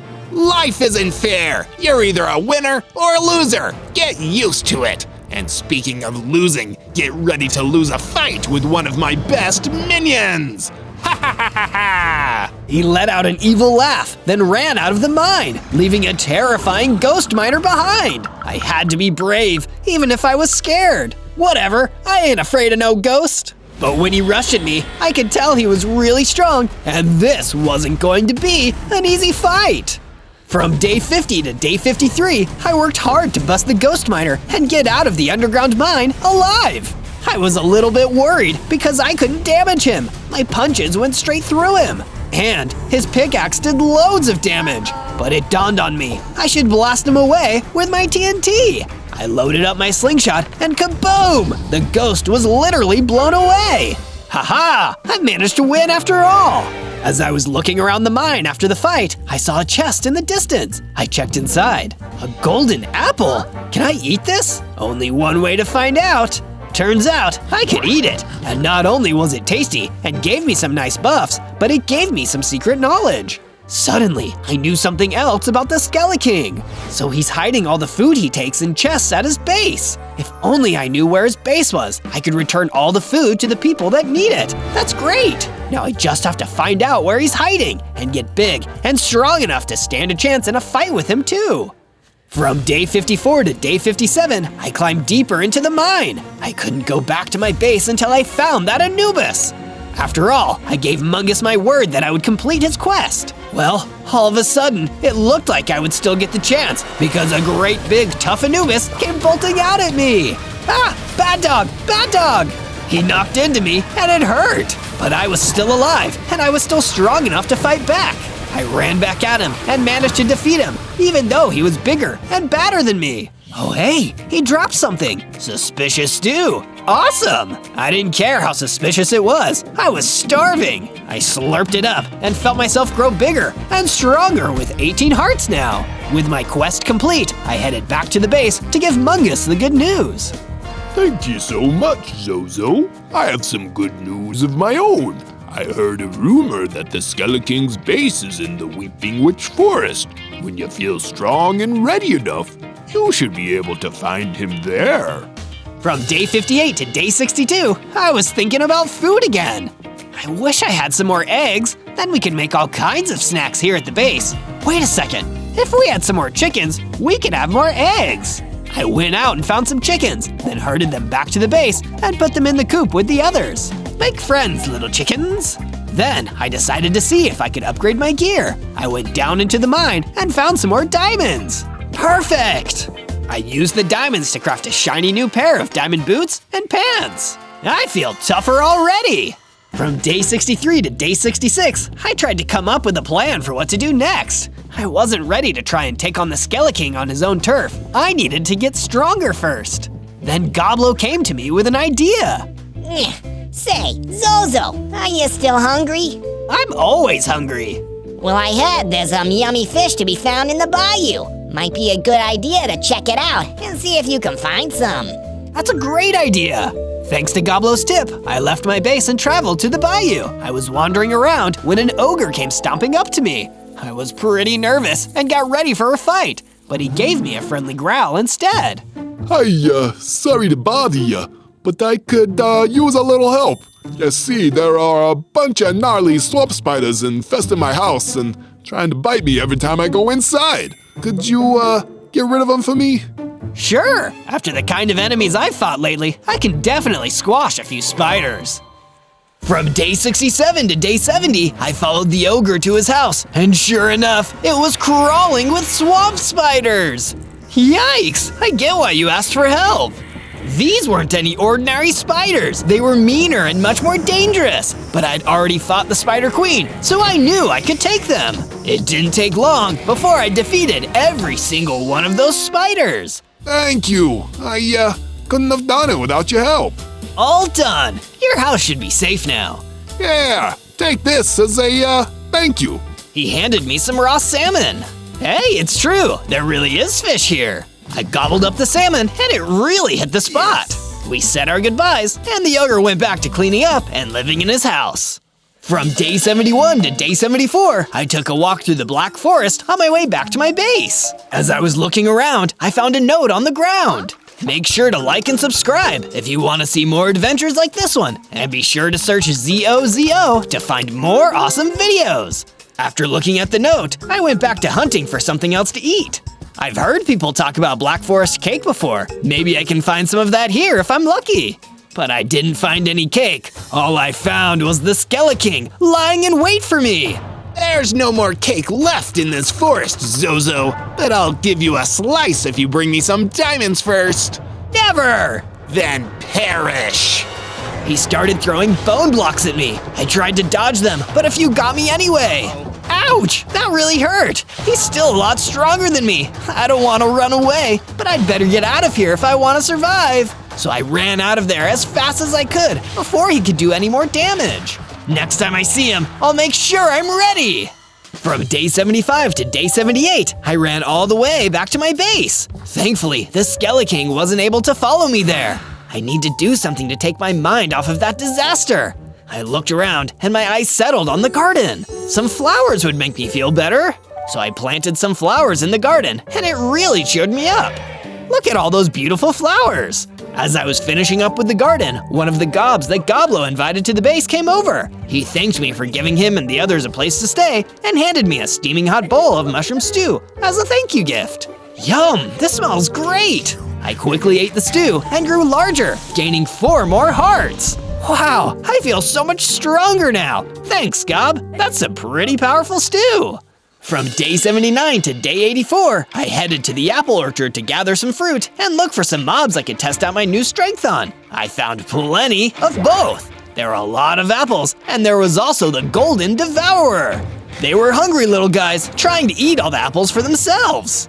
Leave some for the rest of us. I taught them a lesson and beat them quickly. I really am stronger. A giant came up to me and told me he saw what I did. He'd been trying to clear those pests out of the apple orchard for days now, and now he and the other people living nearby could finally get some of the apples. I helped him pick some to take back home, and he gave me a piece of mutton in return. I ate the mutton and it tasted great and helped me grow even stronger. From day 85 to day 89, I took a leisurely walk back to my base. But when I got there, I was shocked at what I found. There was a big, nasty sectoid queen attacking my base and scaring all of my friends. Hey, you get out of here! But before I could attack, the sectoid queen scuttled off into the woods. Oh, no you don't! I ran after her, but I lost track of her. I saw a bull looking around and thought maybe he could help me. Have you seen a sectoid queen? Yes! If I tell you where she went, will you help me get my cat out of that tree? Sure. Here, kitty kitty. I don't know why, but the cat listened to me and climbed down out of the tree. I guess it could tell I just wanted to help. Thank you! She went that way! He pointed me in the right direction, and I headed off to track down the sectoid queen. From day 90 to day 94, I found the sectoid queen deep in the Sika woods. There you are! Why were you attacking my base? Just following orders from the Skeleking. He sent me after a little mooch who's been hoarding snacks without paying for them. When I couldn't find you, I decided to tear apart your house to teach you a lesson. You shouldn't have done that. Now, I'll teach you a lesson. You can try. I attacked with my sword, but it was a much harder fight than I expected. Uh-oh, she's really strong. This isn't gonna be easy. The queen seemed to back off and started digging a tunnel into the mountain. I was hurting, so I didn't follow her immediately. Instead, I gathered some berries to replenish my hunger and health before continuing the fight. From day 95 to day 97, I went into the tunnel which led to a dripstone cave where the queen was waiting. I charged her and kept on fighting the sectoid queen. She started spawning regular-sized ants around her. Sure, they were small, but they still bite. I was getting pretty tired, and I was worried I might not make it out of this one. Might as well give up now. You'll never be a match for the Skeleking. That taunt gave me the inspiration I needed to finish up the fight. That is it. No more playing around. Taste the power of TNT. I shot a TNT charge up into the dripstone, and it fell right on the sectoid queen. She was done for. Wow, that was a tough one. I saw that the sectoid queen had dropped a throwing axe, and I picked it up. Wow, this is a great weapon. It'll help me a lot. There was an inscription on the handle reading, "Property of the Skeleking." I guess this used to be his throwing axe. Well, he took a lot of things from people who need them, and then he was careless with his own weapon? Finders keepers, I guess. I'll use this to defeat him once and for all. Before I left, I made sure to mine up all the diamonds that were in this cave. This will be just enough diamonds to finish my diamond armor set. On day 98, I took my new throwing axe back home to my base, and to my surprise, my friends fixed up the house back to the way it was before. I started preparing for the final battle. First, I made the rest of my diamond armor. There, now I am well protected. Next, I crafted as much TNT as I could. Thank you, stomach. This gunpowder will be used for good. Now I finally felt ready to take on the Skeleking and return the food to the hungry masses. But first, Cassie approached me. Zozo, I'm glad I caught you. I brought you this pineapple to help you get your strength up before your battle. I ate the pie and changed my form into a mutant creeper. Now I look really mighty. I gained even more hearts, up to 40 now. What was in that pineapple? I don't know, but now you can definitely defeat the Skeleking. Then came Goblo. Yeah, thank you for saving my life, Zozo. You've done so much to help so many people, and I just know you'll be the one to free us from the Skeleking. Thank you, that means a lot. Of course, the Mungus had something to say. Zozo, I may just be a simple mungus from mushroom fields, but I think you're a really fun guy. Thanks! And even the other gobs wanted to encourage me. Since you liked it so much before, here's some more mushroom stew. Eat up before you leave. I stored the stew for later, and I felt prepared to head out and take back what was rightfully ours. On day 99, I started on my trek to the Weeping Witch Forest, where the Skeleking's base was. At first, I wasn't sure where exactly his lair might be, but a bubble parasite pointed me in the right direction. You can do it, Zozo. Thanks, pal. When I arrived at the base, I saw an armored pillager guarding the entrance. How am I gonna get past him? For a second, I thought my plans were doomed, until the ogre came running out of the woods. Let me handle him. You take on the Skeleking. Ogre, you're here! You didn't think I'd leave you without any backup, did ya? I can handle the zombie. You head on inside.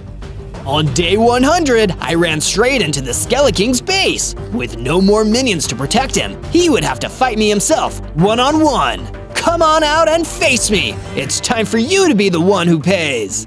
He emerged from his lair at the sound of my taunts. I'm not paying for a thing. You don't know what you're messing with, little creeper. I'm not so little anymore. No, I guess not. You've gotten strong on stolen snacks. Snacks you should have given me emeralds in exchange for. You can't make people pay you for food. It belongs to everyone. Enough talk. I've had enough of your chatter. I'll shut you up once and for all. You know what? I'm still hungry, and there's only one thing that would hit the spot right now. Justice. And with that, I sprang into action and charged at the Skeleking, dealing him a powerful blow. but he was not taking any damage. He had some sort of purple magic protecting him. That's when I noticed purple crystals in the watchtowers. That must be what is protecting him. Just like when you fight the Ender Dragon, I needed to get closer to them. I managed to sprint into his house. I searched for a lever to deactivate the towers, but saw nothing, just his bed and his throne. He did have TNT on display. That is it. Who needs a lever? I can just shoot TNT at the crystals. I had no time to waste. The Skeleking came into the house and landed some good hits on me. I ran to the first tower and launched TNT right into the crystal. The Skeleking didn't seem to like that explosion. I ran to the next tower while Skeleking chased me. Soon the second tower was also down. Just one more. The Skeleking almost caught up to me, but he was too late. I successfully destroyed all the crystals and his magical protection had disappeared. He stepped back, injured. No, you're weak. You're tiny. I own you. I own everyone. Everything. Maybe you did own everything, but I'm here to take it all back. I threw my throwing axe as hard as I could, and it hit, knocking him out. And that was that. The Skeleking had been dethroned. Time to take all of this food and get it back to the people who need it. In that moment, I didn't feel hungry anymore, and I knew that as long as I had anything to say about it, no one in the world would ever go hungry again.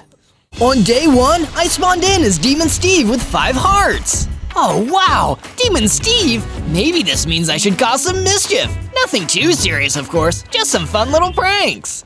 But I probably shouldn't have said that out loud, because as soon as I did, a huge Iron Golem Knight came barreling towards me across the prairie. He was easily twice my size and scarily fast for how big he was. Halt, foul demon! You have no business in these lands. I will destroy you now, for I am the brave knight, Sir Slash-a-Lot, and it is my duty to destroy evil. Wait, I'm not evil. I'm just a little mischievous. I don't deserve to be destroyed.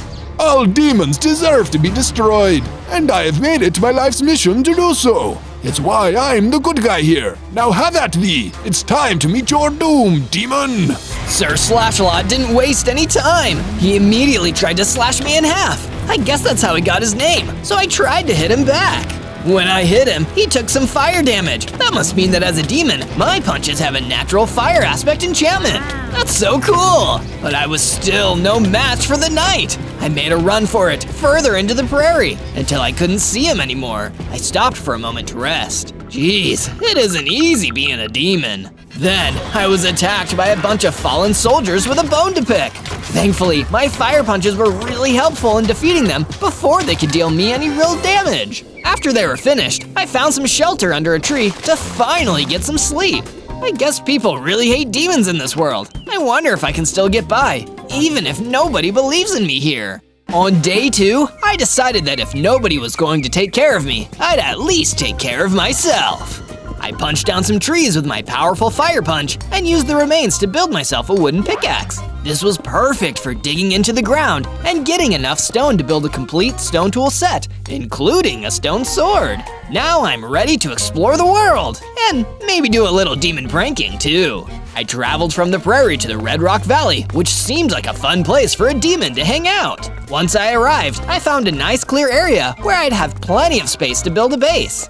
I used some of the material I collected to start building a cool little demon pad where I could hang out and avoid Sir Slash-a-Lot and his men. It was pretty basic at first, with only a room to sleep and a room to hang out in. But when it was done, I took in all my hard work and felt happy. Be it ever so humble, there's no place like home. And clearly, my building attracted some attention because I was soon attacked by a roving concrete golem. We fought, and believe me, he was as tough as, well, concrete. But in the end, I managed to get the upper hand and defeat him. But it made me realize how strong stone could be. Using a crafting bench I added to my base, I decided to build myself a full set of stone armor. Sometimes the best offense is a good defense. With all this work done, I added a bed to my bedroom and settled down to sleep. On day 3, I traveled from the Red Rock Valley over to the forest where I could collect some more wooden blocks for my base. Even when you're a demon, you just can't beat the class of hardwood flooring. I cut down a few trees and collected all the wood blocks. Just when I was about to take the rest of the day off, a behemoth suddenly ran out of the woods and started attacking me. This is the last thing I need today. I equipped my sword and started fighting back, but even with my demon strength, I was still too weak to go toe-to-toe with him. Instead, I turned around and made a run for it, traveling deeper into the forest. That's when I ran into a hellhound. Hey, hellhound, I'm Zozo, and I'm a demonic creature too. What are you doing all the way out here in the forest? Probably the same thing you're doing, trying to avoid Sir Slashlot and his band of not-so-merry knights.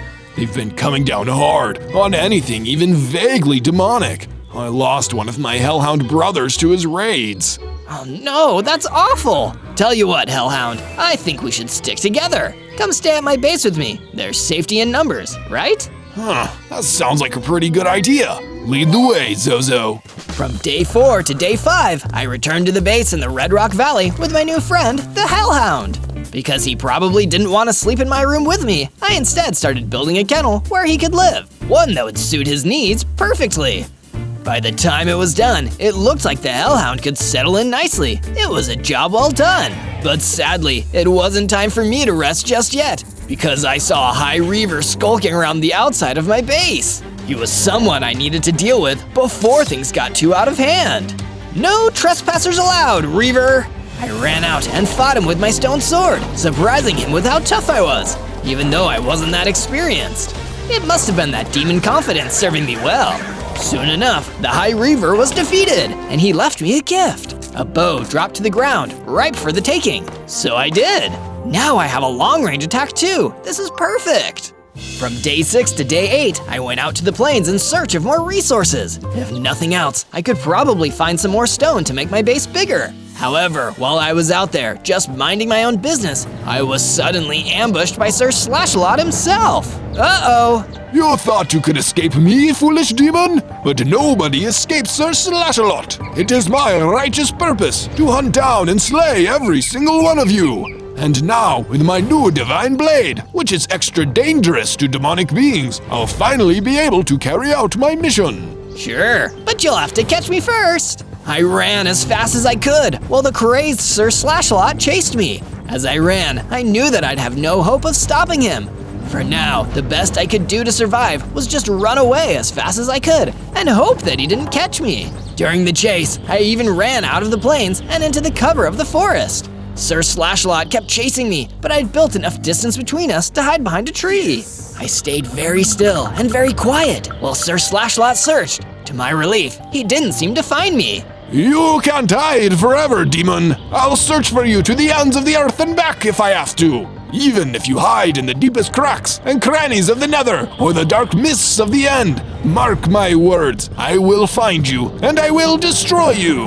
After that, Sir Slashlot left. I was safe again, for now. He was right though, I couldn't hide from him forever. I needed to get stronger, I needed to defeat him. From day 9 to day 10, I returned to my base and wondered what I could do to start getting stronger, strong enough to take on Sir Slashalot. I went into the Hellhound's kennel to ask him for some ideas on what to do.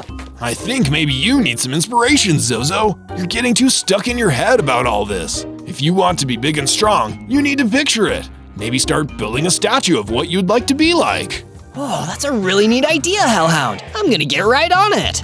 I collected some material from the area around my base and cleared a plot of land for me to start building my statue. I wanted to build a statue of a huge, powerful winged demon, just like I wanted to be after all my training. Once I'd laid the foundations and made the start of my statue, I went back to my base and decided to make a fireplace. After all, demons love fire. As soon as it was done, I sat back and warmed myself with the flames. Maybe everything would turn out to be alright in the end, if I tried my hardest. From day 11 to day 12, I went further than I'd ever gone before, venturing into the dark depths of the Black Forest, not knowing what I might find in there. I hoped, at least, that I wouldn't find Sir Slashalot waiting for me. Instead, I ran into a Gorgon. She was warming herself next to a campfire she'd built, and she noticed me as I approached. Who goes there? Are you here to interfere with me? If you come any closer, I'll turn you to stone. Wait, hold on a second. I'm not here to interfere with anyone. I'm just out here trying to avoid Sir Slashalot. He's been on my tail for almost 2 weeks now. Ah, Sir Slashlot. That makes sense. He's been making trouble around the overworld for decades now. I've been around for all of it, and it seems he's only getting worse. Worse? You seem to know a lot, Miss Gorgon. Can you maybe tell me where Sir Slashlot came from? Well, long ago there was a village that was often under attack by demons and other demonic creatures. In order to protect the village, a powerful wizard created his special knight version of an iron golem. His purpose was to protect the villagers by destroying demons. But there was a problem, you see. Over time, the relations between the village and the demons smoothed over.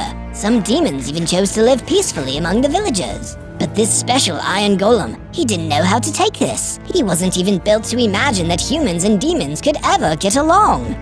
So he went mad, and in his madness he destroyed the entire village, leaving no demons or villagers left. Now he roves the world, picking up others who share his mission, with the goal of eliminating demons and any who are kind to them. If you want to defeat him, you're going to need everything you've got, Zozo. From day 13 to day 15, with the story that Gorgon told me still ringing through my mind, I decided I needed to stand up for myself and settle an old score. I went back to the forest where I'd first met my friend the Hellhound, and I hunted down the behemoth that had given me so much trouble the first time I got there. But this time, I decided to try a different tactic. Rather than engaging directly, I took out the bow I'd taken from the High Reaver and took the behemoth on from a distance. This time, it only took a few well-placed arrows to defeat the beast, and the XP it gave me let me level up. I got bigger, stronger, and got 15 hearts. Oh wow, and what's this new ability? I could now draw on my demon powers to use a ranged fireball attack. It took a lot of energy, so I couldn't use it often, but it was still a really cool power to have in my back pocket just in case. From day 16 to day 19, after deciding this would be a great time to invest in some upgrades for all my equipment, I started mining underground, searching for some veins of iron ore. But during my search, I also found a bunch of nasty cave spiders who weren't eager to have company. Looks like I gotta do a little pest control down here. I unleashed a fireball that blasted most of the cave spiders immediately.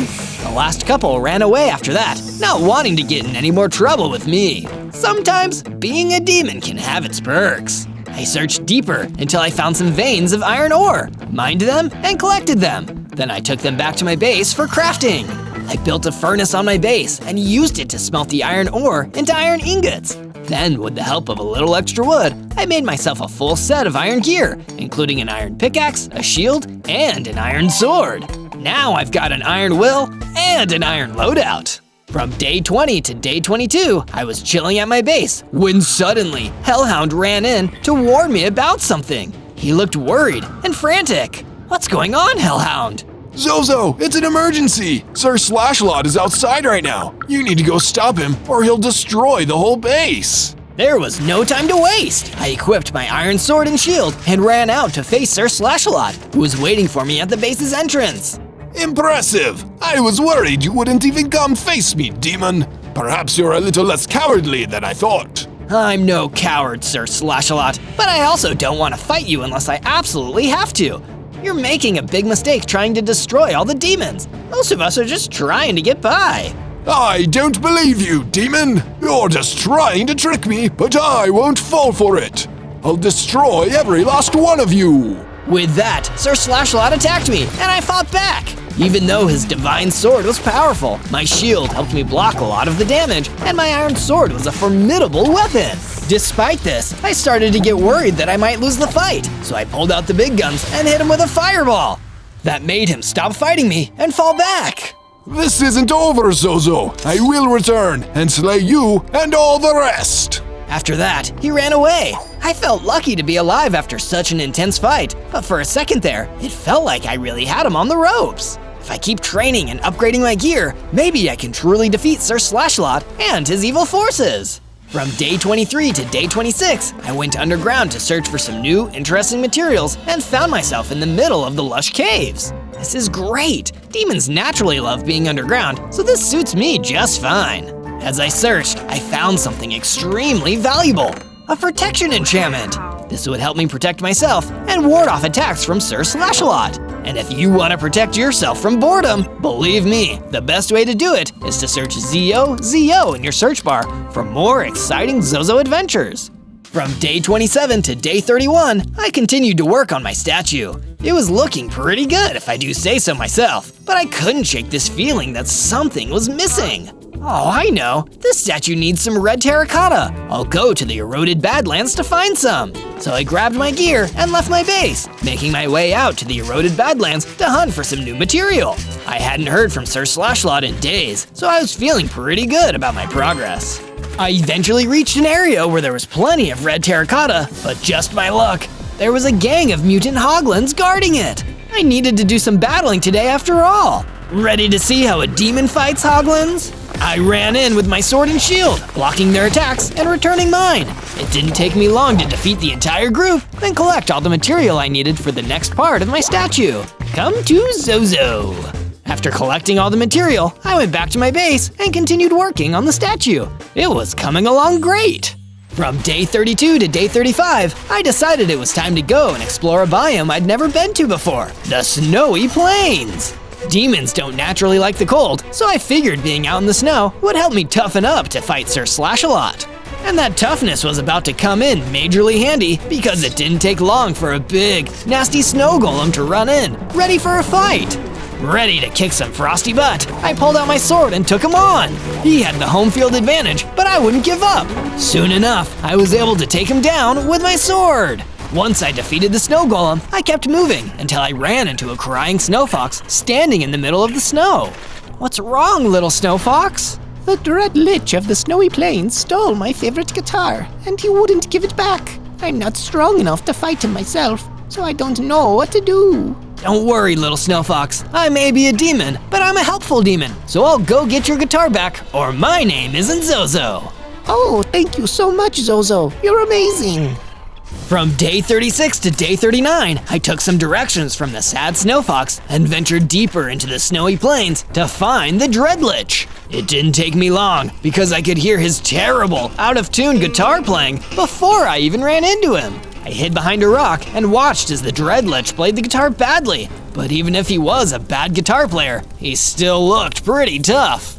From here, I could also see he was keeping an innocent green pixie in a cage too. This guy was the master of taking things that didn't belong to him. At least he seemed pretty distracted by talking to the pixie. So, what do you think? Pretty sick track, right? I told you it was foolish not to accept my invitation into my band. We're gonna be the next One Direction.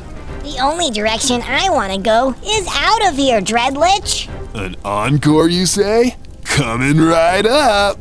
Please, no. Just like that, I formulated my plan. Using their sound as a distraction, I'd run right in, defeat the Dread Lich, free the green pixie, and get the snow fox's guitar back.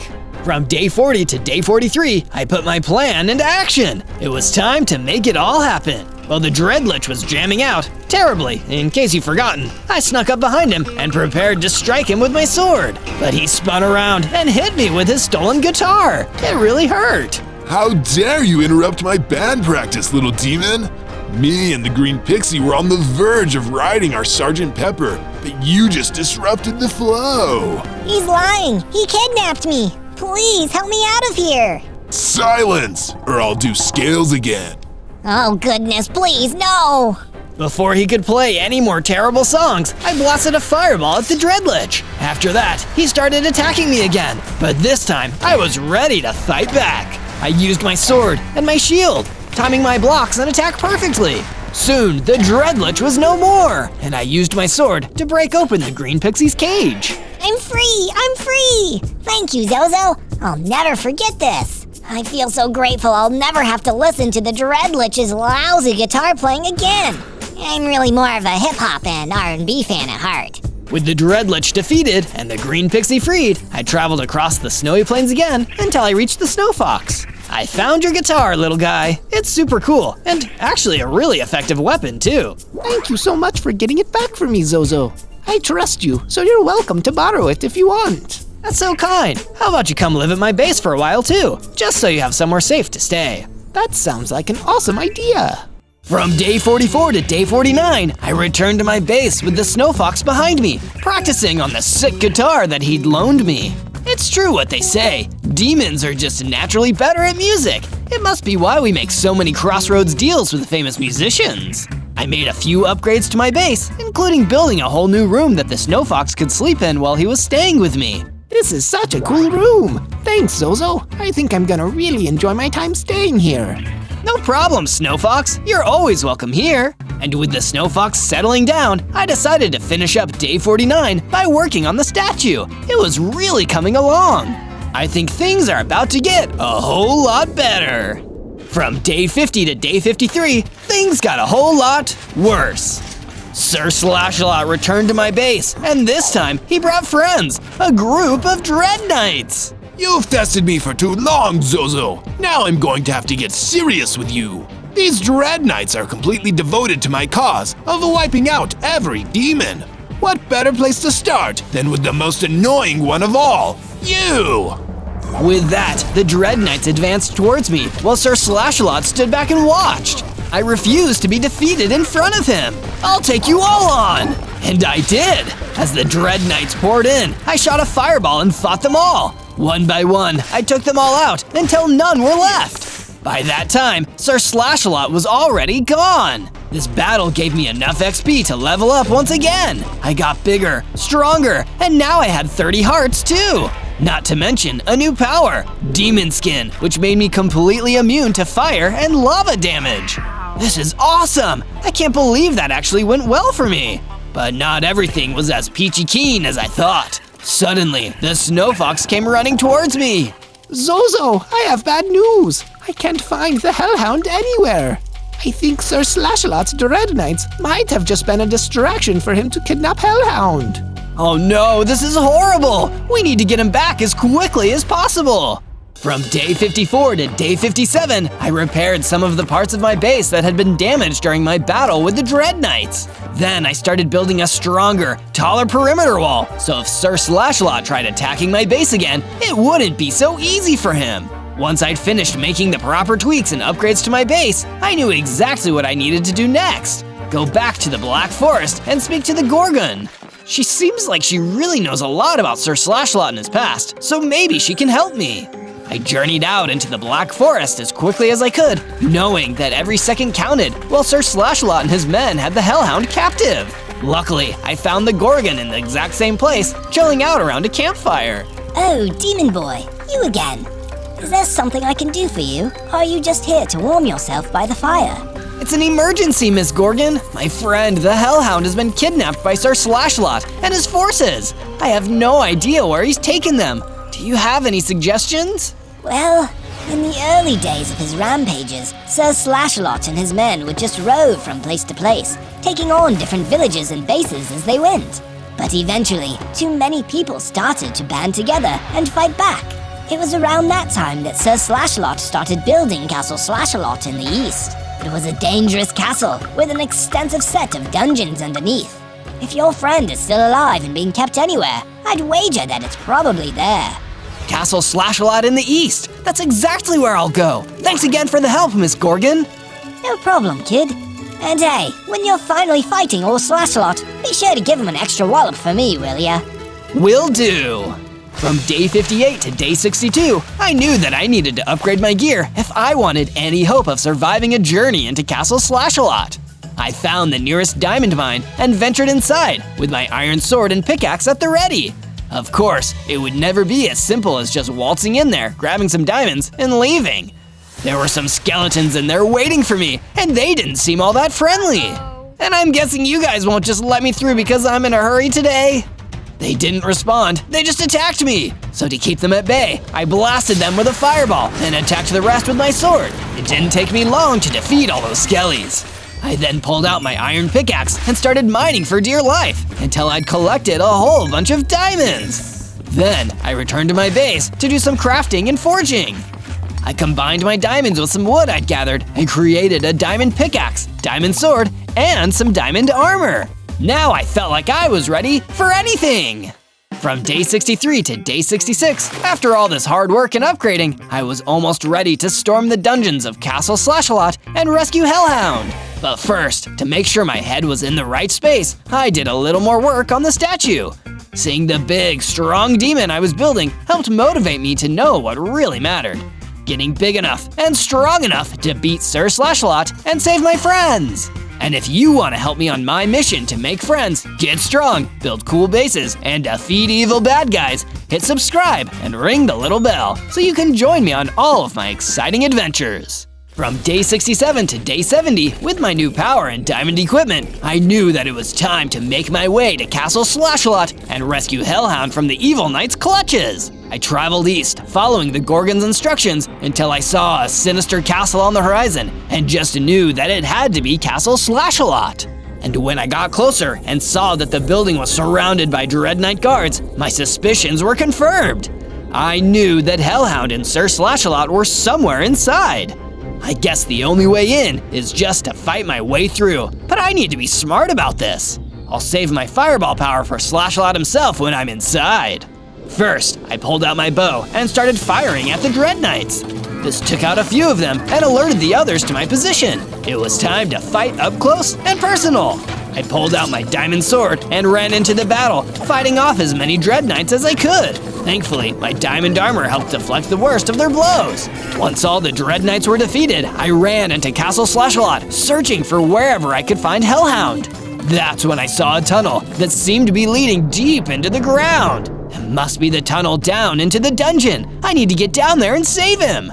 So I steeled myself and ran down into the dungeon, ready to do whatever I needed to save my friend. From day 71 to day 74, I entered the dungeon, searching for Hellhound. I saw a bunch of cells lining the walls, all empty, except one of them. And of course, that one cell had Hellhound waiting for me in it. He seemed so happy to see me there. Zozo, it's you! Thank you for coming to save me! Of course I'd save you, Hellhound. You're one of my best friends. Now stand back. I'm gonna bust you out of here. Hellhound stood back, and I used my diamond sword to smash open the door to his cell. Head back to the base, Hellhound. I'm gonna keep fighting my way through. Sir Slashalot can't keep getting away with all this. He needs to be defeated, here and now.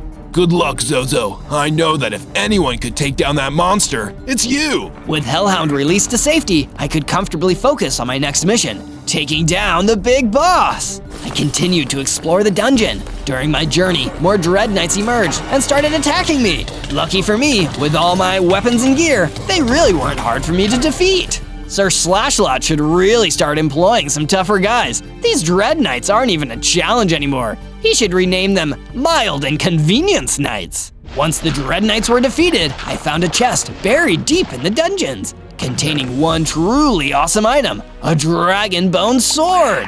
This is an even better weapon for a demon than a diamond sword. Using this, Sir Slashalot doesn't stand a chance against me. With my brand new sword, I kept searching until I saw an unfamiliar door. This must have been one that led directly into Castle Slashalot's inner sanctum. Hope you're ready, Slashalot. This is one demon you can't get rid of. From day 75 to day 78, I entered the first chamber of Castle Slashalot's inner sanctum and found that the diabolical knight himself was waiting for me.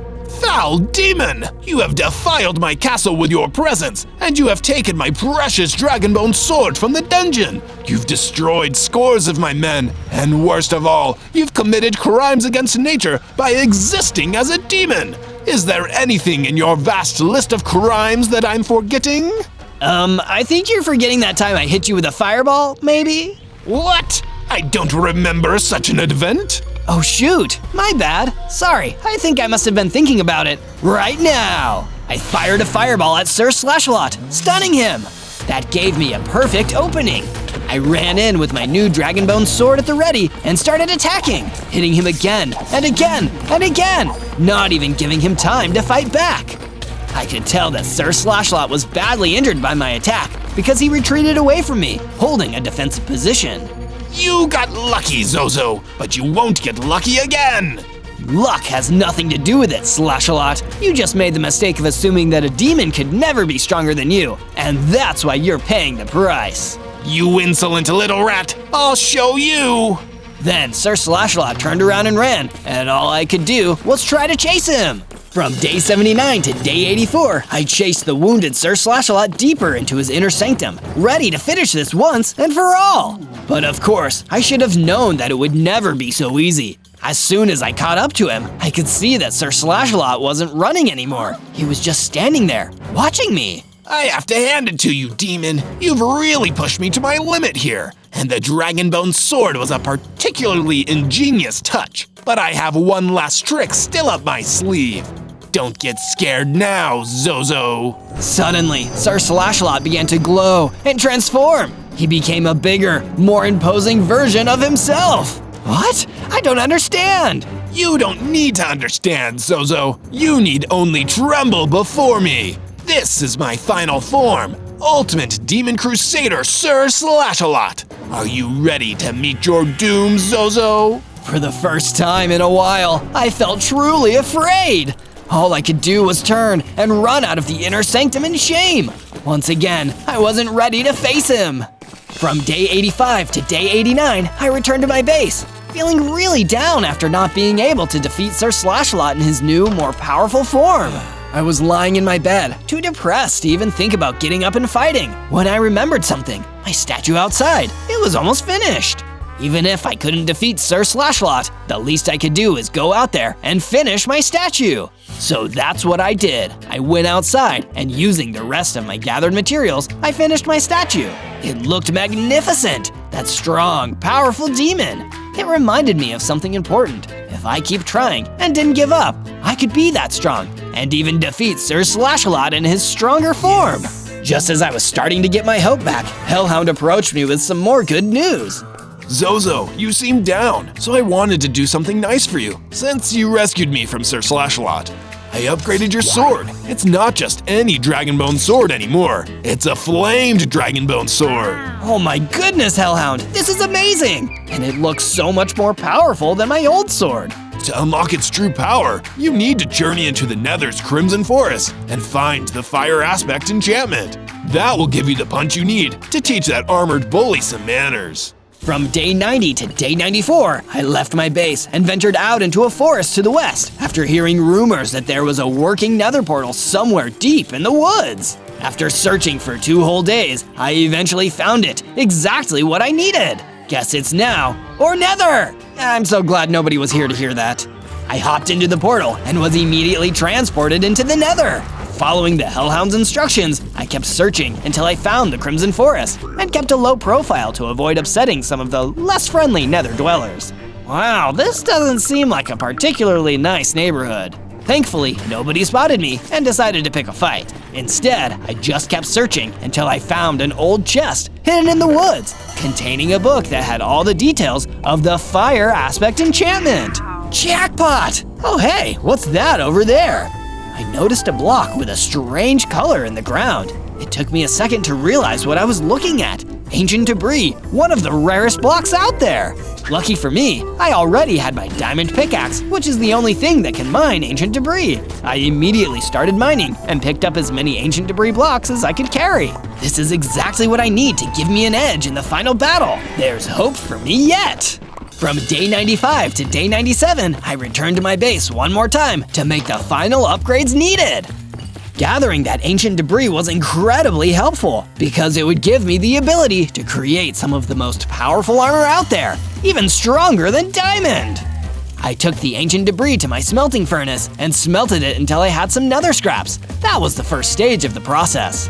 Then, I looked through my storage until I found some gold ingots, exactly what I needed. I crafted them together to make some handy netherite ingots, which I then fused with the diamond armor I created earlier. The result? Netherite armor! Some of the strongest armor there is, straight from the nether, and perfect for a demon like me! Let's see if Sir Slashalot can even put a scratch on me like this! But I wasn't done yet. Next, it was time to enchant. I created the Unbreakable enchantment, one for each piece of my armor, and for my prized weapon, the Flamed Dragonbone sword. Then, just in case things went south during the battle, I crafted a few healing potions, just in case I needed them. Before I set off to do what I needed to do, the Hellhound approached me one more time to offer some words of advice. And remember, wait until just before the fight to activate your Fire Aspect and reach full power. He'll never expect it that way. you'll take him by surprise. Thank you for all of your help, Hellhound. I never could have gotten this far without you. Don't mention it, Zozo. I'd do it all again. Now get out there and show that rust bucket what we demons are made of. On day 98, I reached the outside of Castle Slashalot once more, and this time I wouldn't chicken out. I'd take him on and defeat him once and for all. Do you believe I can do it? Let me know down there in the comments, along with whatever adventure you'd like me to take next. And be sure to search Zozo for more exciting Minecraft videos. On day 99, I returned to the place that I'd once run from, Castle Slashalot's inner sanctum.